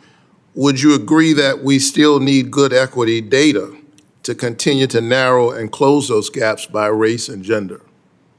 I do think, we're always going to be in favor of good data at the Fed, and we do have quite a bit of that data on our website. But if we don't have equity data, it'd be difficult to know, right? Yes. I'm glad to hear you still believe in the value of good equity data for economic policy making. It's better to fly with the data than to fly blind. I'm not sure what's so controversial about the data. And while I was disappointed to hear that the Federal Reserve, which is independent from the White House, it scrubbed a diversity and inclusion section from its website after President Trump's executive order, while also scrubbing data on the racial, ethnic, and gender makeup of its economists and researchers, I hope you will continue to ensure that the public has good data on how our economy is working or not working for historically marginalized Americans. I also hope you will reconsider your decisions around the whitewashing of the Fed's website. Chair Powell, as we think about the value of protecting data on the black-white wealth gap or employment gap, I think it's important to understand what policymakers can learn from this data. Historically, from what you've seen in the data, historically, what types of economic events have caused the black-white wealth gap or employment gap to widen? Well, high inflation, downturns, you see generally just take the black unemployment rate, it generally moves at twice the speed of the white unemployment rate. So when it goes up faster, and when it comes down faster. But there is, at the end of the day, there's always been a gap, and we want to run a strong labor market, and we target overall labor market conditions for maximum employment. But one of the benefits of that is that gap comes down. Thank you so much. We all know that fully deregulating our financial regulators like the CFPB, firing bank examiners at the FDIC, or weakening the Fed's supervisory capacity makes an economic shock or recession more likely. We know that this disproportionately impacts Black and Hispanic workers, and there are real consequences to weakening and eliminating financial regulations that keep us safe. Working people are the ones especially who suffer. So thank you so much, and I look forward to continuing to work with you to close these gaps. Senator Banks is next. Thank you, Mr. Chairman. Chair Powell, thank you for presenting your report to the committee today and for coming to meet with me last week in my office as well. The Federal Reserve has enormous power over Americans' ability to work and earn a living. And the Fed's interest rate decisions have an especially big impact on industries like manufacturing, which depend on big investments. Chair Powell, the Fed's data on manufacturing is still holding up nationally, but it doesn't look very good in the Chicago region, which includes most of my state in Indiana. The Beige Book says manufacturing jobs are declining and fewer people are buying manufactured products. It also says that steel demand is at a low level, auto production has slowed, and machinery orders are down. What does that say about the rest of the country? When manufacturing in the heartland slows, does that signal trouble for industries in other parts of the country? It can. It doesn't always, but it certainly can. We watch the manufacturing sector. It's very important. Manufacturing jobs tend to be high productivity jobs. They're very important in our economy. But I would say over the last couple of years, manufacturing was pretty weak during years in which we had high GDP overall. Manufacturing is a smaller proportion of the economy than it used to be, but it's still extremely important. Senator Reid asked you why free trade doesn't work when one of the giant players doesn't abide by the rules. The China shock is proof of that. The Fed has a mandate to maximize employment.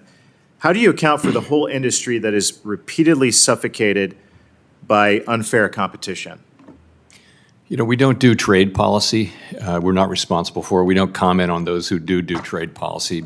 But you know, so we don't really have a role in focusing specifically on that. That really is left to those who have responsibility over trade. Do you agree that a healthy manufacturing economy is important to a healthy overall U.S. economy, though? I do. I hope you had an opportunity to read Robert Lighthizer February 6th essay in the New York Times. He explains why a big trade imbalance between any two countries is harmful to citizens in both of those countries. How does the Fed take the trade deficit into account in your decision-making at all? Again, we really don't. You know, we're aware of it, but it's not something that directly affects our mandate goals. So not at all? No. I did read his book, by the way. I didn't read that editorial. Fair enough. It is a good book as well. I want to get into tariffs. It's no secret that most conventional economists hate tariffs. But I want to note that Indiana gained manufacturing jobs during President Trump's first term with the 2018-2019 tariffs. Even though the economist's conventional wisdom is that tariffs will reduce jobs, do you commit to following the data and not prejudge any outcome? Very much so, as we did in 2018-19. Finally, my staff reviewed the research paper on tariffs in preparation for this hearing, and I want to point out one of them called The Employment Consequences of U.S. Trade Wars. Mr. Chairman, I'd like to enter this paper for the record. It found that the timing of tariffs are very important. It found that China's retaliation to President Trump's tariffs did hurt U.S. jobs, but if the U.S. had imposed tariffs on China much earlier in the 90s and early 2000s, it would have almost completely eliminated job losses due to the China shock. And I know you've said what you said before, but will you and your staff please take a look at this paper? We certainly will. I imagine we already have, but I'd love to see it. I appreciate that. Home ownership is an essential part of the American dream, but families are struggling to afford homes. In just 5 years, the price of a typical home in Indiana has gone up more than 60%. More than 3/4 of American families can't afford an average home in their neighborhood. How do the Fed decisions about monetary policy affect the ability of regular families to buy a home? Most of what will have driven that increase will be about, some of it's about local regulation, as you, I'm sure, know. It's also about just wages going up and costs of materials and things like that going up. And land costs and all that are going up a lot. The channel that through which we affect housing is, of course, interest rates. And right now, interest rates are still pretty high, but actually, mortgage rates are really not set at the Fed. Those are really key off of longer run things. Nonetheless, we're clearly having an effect on the housing market, and that'll unwind as we normalize policy. But we're still going to be faced with high insurance costs and high material costs and labor shortages and all the things that keep driving housing prices up across the country. Thank you. My time has expired. Next will be Senator Gallego. Thank you, Mr. Chair. Mr. Powell, just kind of running along that vein of thought, the housing costs are one of the top concerns of my constituents in Arizona. From 2010 to 2022, rents in Arizona increased by 72%, and I wish wages were as increased to match, but they did not. And the average 30-year fixed mortgage rate has been above 6% for nearly 30 months. With very few rate cuts anticipated in the near future, potential cost increase from tariffs or imported construction materials, as well as the demand that we're going to see in terms of rebuilding from California and labor shortages. What do you think needs to happen to make housing more affordable in Arizona and the United States in general? You know, housing policy and things to help housing supply are really in your wheelhouse, not ours. I do think you know, the housing markets around the country are still suffering from the after effects of the pandemic. Once that's all the way through and short-term rates are down to normal, whatever the new normal level is, I think housing costs are still going to be high. I think it's still going to be expensive to build housing in many parts of the country where lots of the urban areas, the obvious places to build housing has happened. So I think it's a long-term. There's a short-term problem which will go away in coming years. But there's a longer-term problem with housing availability, and that's going to be something that's not within our authorities or power to affect. You know, one of the things that I've seen in Arizona is because we have people that are locked into mortgages at 2.9, 2.8%. And in order for them to move to the new house, they're going to have to essentially go and try to get, quote unquote, a bigger house, but the mortgage payment is going to be through the roof. And while I know the Fed doesn't set the mortgage rate, at the same time, one of the biggest drivers, obviously, of inflation, especially in places like Arizona, is housing costs. And then one of the biggest decisions essentially you make on whether or not to move rates is inflation, which is driven by housing costs. So we're in this kind of perpetual vicious circle in Arizona when it comes to interest rates. So I don't know what the answer to that is, but I just want to say at least for there to be some understanding on that, because it's the reason we're not breaking out of this cycle is because the problem kind of feeds itself over and over and over again. Yes, that's exactly what's going on. But it's not obvious, though, that lower rates would lead to lower housing inflation because, of course, that would increase housing demand. It would unlock people's, low mortgages, but that creates both a buyer and a seller. So it's not clear that would be something that would drive down housing inflation. Well, my supposition, especially in places like Arizona, which is really growing fast, is that by increasing supply with lower rates, you end up essentially having more of a competitive market, so people will start moving and essentially bring down the overall cost. But moving on, so I've also heard from businesses in Arizona, they're concerned about the threat of economic stability in tariffs that are imposed on our key U.S. trade partners. How should we expect prices to move for basic items like tomatoes, peppers, cars, and the like if we place a 25% tariff on Mexico next month, as the president has threatened? So, as you know, we don't do tariff policy, and we don't do commentary on tariff policy. I think just generally, when somebody's got to pay the tariff, and it can be the exporter, it can be the importer, it can be a middleman, and it can be the consumer. For it, though. Somebody does, but in some cases it doesn't reach the consumer much. In some cases it does. And it really does depend on facts that we haven't seen yet. But that also contributes to some of the calculations on inflation overall. It can, but it's hard to predict. There's a question of how persistent that would be and how large it would be. Mm-hmm.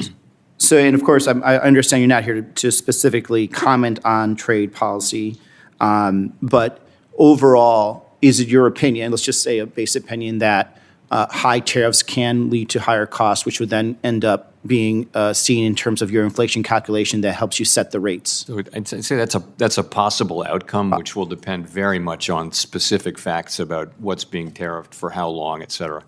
Okay. Thank you. I yield back. Senator McCormick. Thank you, Chairman Scott, and Chairman Powell, good to see you again. In the past 5 years alone, the national debt has exploded. Federal spending and the debt have increased by more than 50%. Debt held by the public, or true debt obligation, has more than tripled during the past 15 years, reaching more than $28 trillion. All told, U.S. national debt is now over 120% of our GDP. And runaway spending contributed to a regressive tax on all Americans, a tax known as inflation. In the past 5 years, the cost of living has skyrocketed for working-class Pennsylvanians, especially, as you and I discussed when we visited, those relying on fixed incomes. And unfortunately, that compounded effect of inflation has not been offset by commensurate rise in wages for many Pennsylvanians. I've heard from countless Pennsylvanians who had to count their dollars at the gas pump, cancel family trips, even tighten their belts at the dinner table because of inflation. So while we discuss these heady issues, let's not lose sight of the very real human cost of the decisions made by people sitting in this room. And given that cost, I'd like to ask you about the national debt and the cost of financing it. We now spend more to service the debt annually than we do on national defense. So how concerned are you about the accelerating pace of government borrowing and the borrowing cost, which will affect families in the form of higher mortgage rates? Yeah, we don't comment on fiscal policy other than to say that, as my predecessors have said, that the U.S. federal budget is on an unsustainable path. It's not that the level of spending or the level of the debt itself is unsustainable. It's that the path is unsustainable, and ultimately the level of the debt will be. So there's no time like the present to start working on this. The longer we wait, the more painful it will be. It's something we need to do and will have to do in the long run, and the short run is better than the long run for that.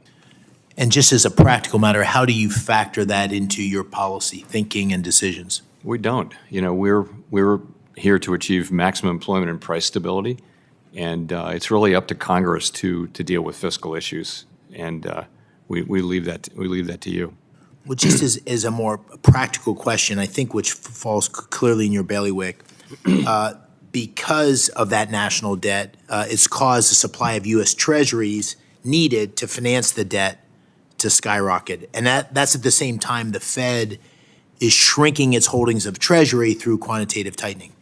So the question is, or could you at least give us some insight into the impact that this is having on the Treasury market as investors must absorb that supply? And in particular, I'm interested in how the biggest holders of U.S. Treasuries, how their behavior is changing as debt increases. So this is a real Treasury question, but I think from our standpoint, I can say that there are lots of buyers for Treasuries, but Treasury buyers are going to be factoring in their assessments of the supply that's coming, and that may be part of the reason why the term premium has increased, as you know, over the course of this year. Although, you know, the rates have been going up and down lately. They're almost back to where they were before the election. I know the Fed has been moving forward with comprehensive changes to the stress test process. Could you discuss how you're thinking about reducing the volatility of the results and increasing transparency on the stress test? So on transparency, we're going to release the models, clean them up and publish the models, put them out for comment. In terms of volatility, we're also going to release the stress test scenarios before we implement them. In terms of volatility, what we said we would do is average the changes to, the problem is the stress capital buffer can be moving up and down just because of volatility in the results, and it seemed like a good idea to smooth that out by averaging over a couple of years. We're putting all this out for comment, though, and ultimately we'll reflect those comments in the final decisions we make. Thank you. I'll yield back my time. Thank you, Senator McCormick. Senator Blunt Rochester. Thank you, Chair and Ranking Member, and thank you, Chairman Powell. It's good to see you, and thank you for meeting with me last week. We discussed everything from jobs and housing supply to the real impact on Fed policies on all of our lives. And I also got a chance to share with you just the concerns and consternation of Delawareans who, for the past few weeks, have been frightened by firings and funding freezes, and just the real impact on people's financial and personal data and information when, Doge has access to this information. I'm hearing from my constituents as well about the potential shuttering of the Consumer Financial Protection Bureau. As Senator Warnock mentioned, CFPB has returned over $21 billion to millions of consumers, and that's a real impact. But I want to also highlight that it was your leadership in the Fed working with Congress and the Biden administration to really help answer that question that you were asked about if you had the choice to switch countries with France and Germany and others, that you said no, you'd rather be here. And that success is a testament to all of us. We came together during a really tough economic time at the end of this, during a pandemic, and it limited the recession and job losses. And since COVID, we've seen a robust job growth. But we also have grappled with inflation that drove prices up for so many goods. And I've worked to address one part of this phenomenon, our supply chain disruptions. In fact, I recently joined Senators Cantwell and Blackburn to reintroduce the bipartisan Promoting Resilient Supply Chains Act to address supply chain vulnerabilities. And while we see indications that inflation may be slowing, Too many of our constituents are still facing high prices and economic uncertainty. We need to do everything that we can to address this anxiety and the realities that Americans are facing. And there seems to be a disconnect. While the economy is doing, well here, on the ground, people aren't really feeling that. So, Mr. Powell, can you talk about, from your perspective, just what is driving this disconnect between traditional economic indicators, such as GDP growth and the stock market performance, and the tangible benefits for families?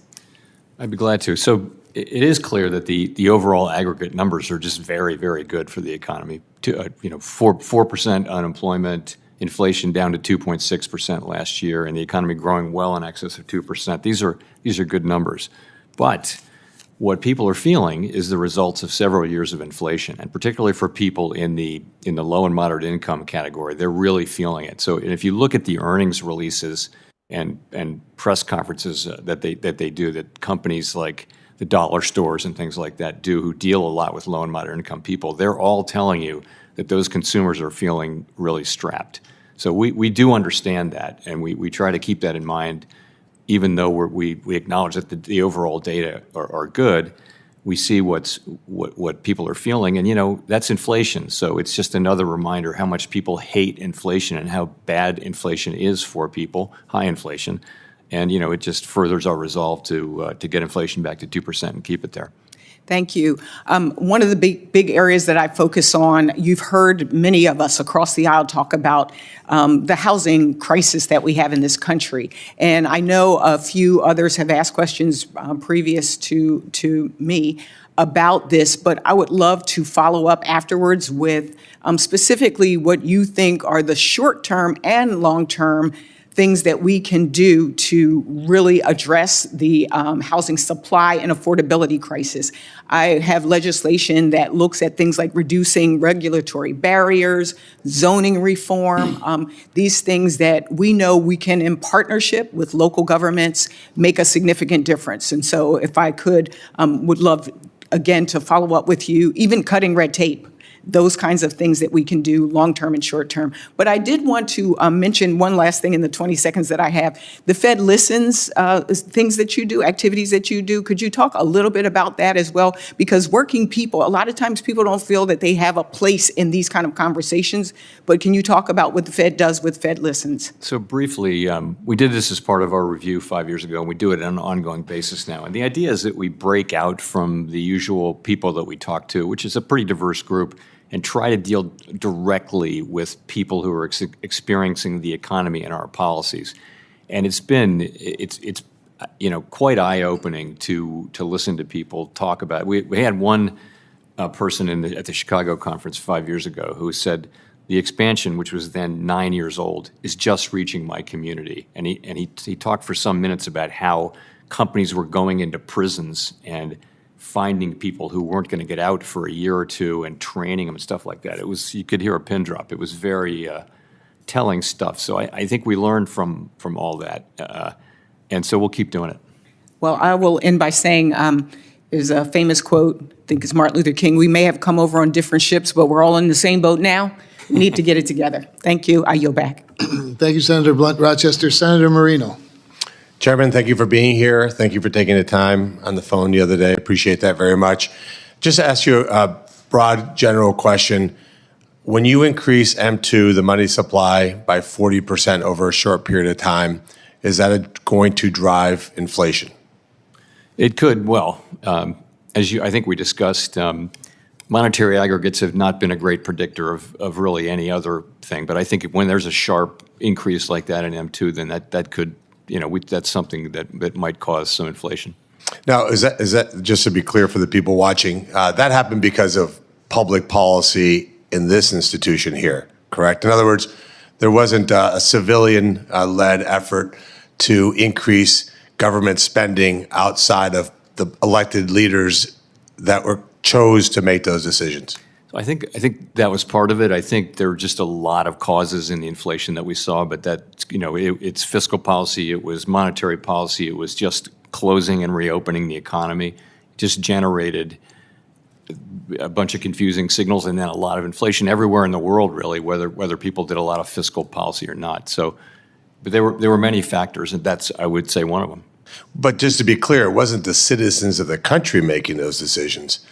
Those were elected leaders choosing to close the economy. Businesses didn't decide one day to close, didn't decide to not be able to go to work.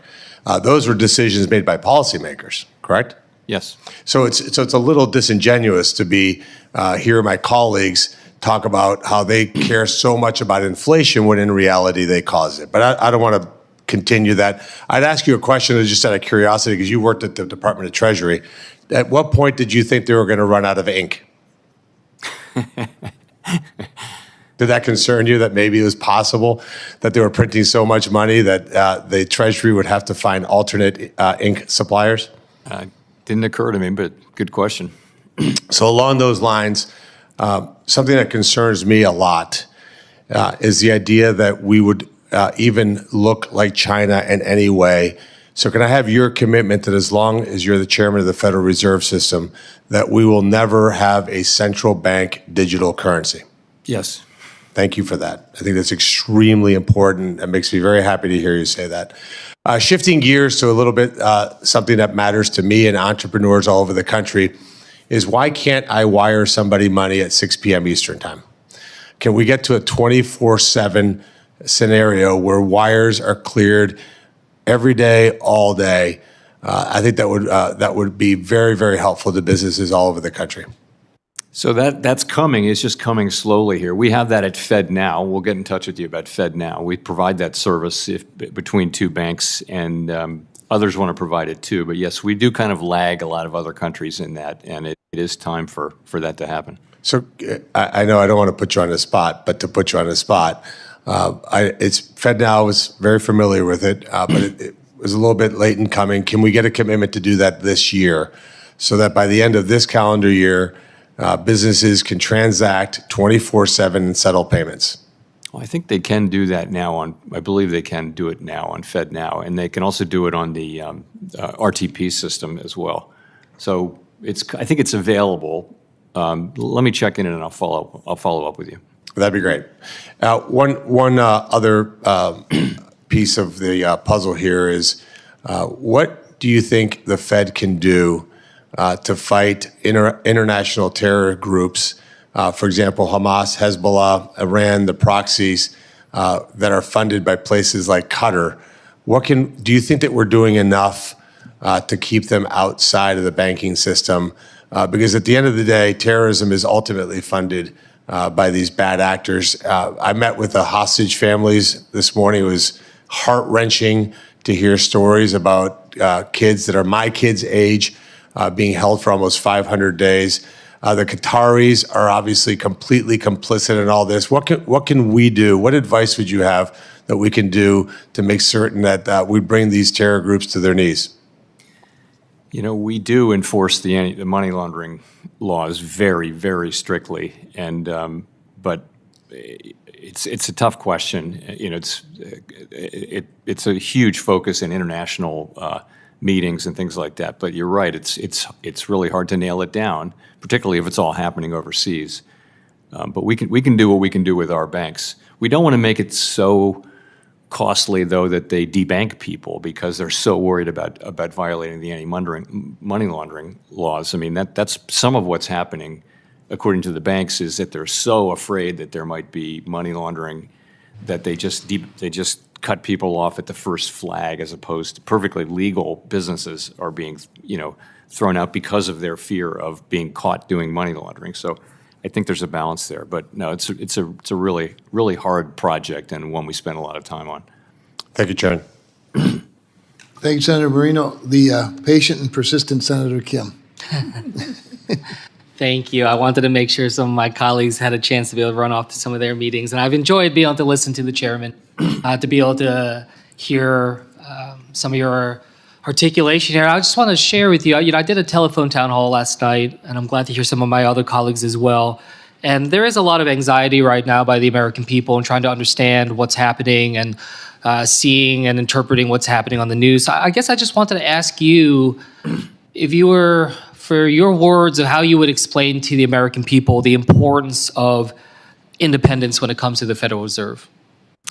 So I think the point is that we'll make better policy, we'll keep inflation lower if we just focus on doing our job and stay out of politics, stay out of elections, don't try to favor or to hurt any political party, any political figure, just focus on the data.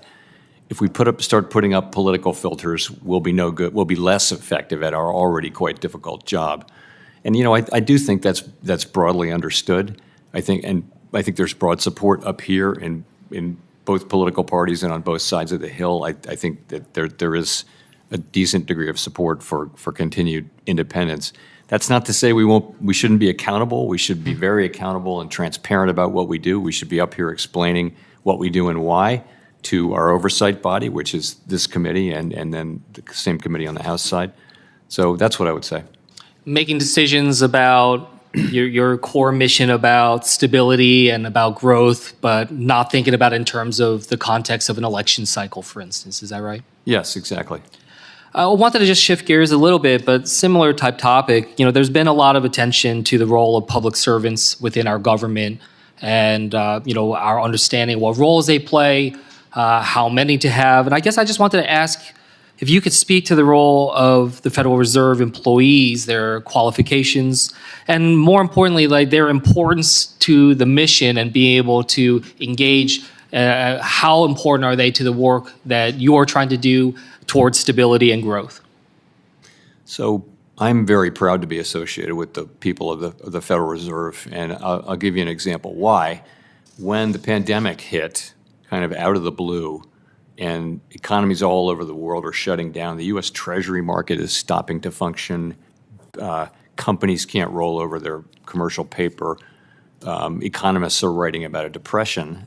People at the Fed who went through the global financial crisis 10 years before step forward and say, we got this, we know what to do. Here's what we do with the Treasury market, here's what we do with money market funds, here's what we do with the companies that can't get any financing. The markets were closed and companies were having maturing debt that they had to roll over.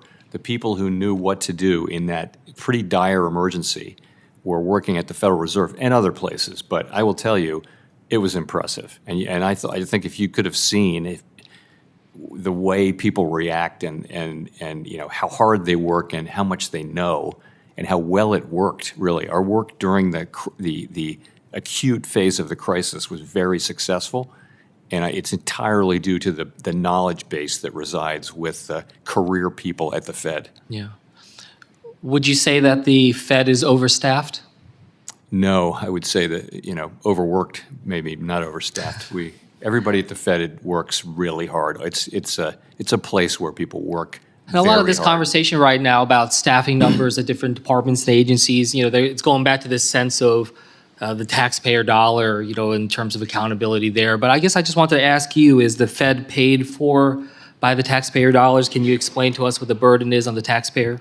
So we're self-funding through our large balance sheet. So when it comes to the staffing at the Federal Reserve, not coming from the taxpayers, is that right? Indirectly, we give away all of our profits. We give back to Treasury, and those profits would be higher if we didn't pay for the Fed. So in fairness, it's ultimately paid for by the taxpayer. But in that sense, we're self-funded. Self-funded. Yeah. Just one last question here. You talked about the different actors that are involved when it comes to levying tariffs in terms of paying that, the exporter, the importer, the consumer. You said middlemen could be part of that. I guess I just wanted to ask you, do you know of any way in which to 100% guarantee that the consumers will not have to pay higher costs when it comes to tariffs? Not really. It's not going to be easy to identify with any accuracy exactly where costs do fall, but I think it'd be hard to guarantee any particular outcome. I think we're just going to have to see. Great, thank you. I yield back. Thank you, Senator. Senator Warren, did you? I do. Thank you, Mr. Chairman. I just want to make a point before we quit here, and that is about law enforcement. If you keep the laws the same on the books, but you fire the cops, you're going to have a lot more crime. That's kind of law enforcement 101. And the problem we've got right now is law in the books about consumer protection hasn't changed. But the cops, at least right at this moment, have been told at CFPB to stand down. And I appreciate that we have state AGs who step in, and often they partner up with the CFPB. But there is no one else for the giant banks who actually does what's called the bank examination, the supervision. And that is so important. Remember the Wells Fargo scandal, where Wells Fargo was illegally opening fake accounts in people's names? You find that through bank examination, not because the person who got cheated could figure it out. Bank of America gets hauled in because bank examiners discovered they were charging people illegally on junk fees. Nobody finds that but the people who are down in the banks doing the bank examination on behalf of the consumers. Look, we tried a patchwork of law enforcement for consumers before 2008. We had all those laws scattered among 7 different agencies, and we saw how it ended. It ended with millions of people losing their homes, millions of people losing their jobs, millions of people losing their savings. The CFPB is our law enforcement agency to make sure that the giant banks follow the rules on consumer protection. And for me, right now, I'd be really worried about doing business with a giant bank when there's no cop on the beat. Thank you, Senator. I will recognize myself for just one question, and it'll even be relevant to your job, I promise, Mr. Chairman. So thank you for your patience and for being here. I wanted to follow up on there were some questions, or at least I know Senator Rounds asked a Basel III question, and your response was basically, let's get the people in place from the administration, and then we'll proceed again. Treasury Secretary Besson recently said that the banking system is, I believe, said, quote, well-capitalized, perhaps over-capitalized, unquote.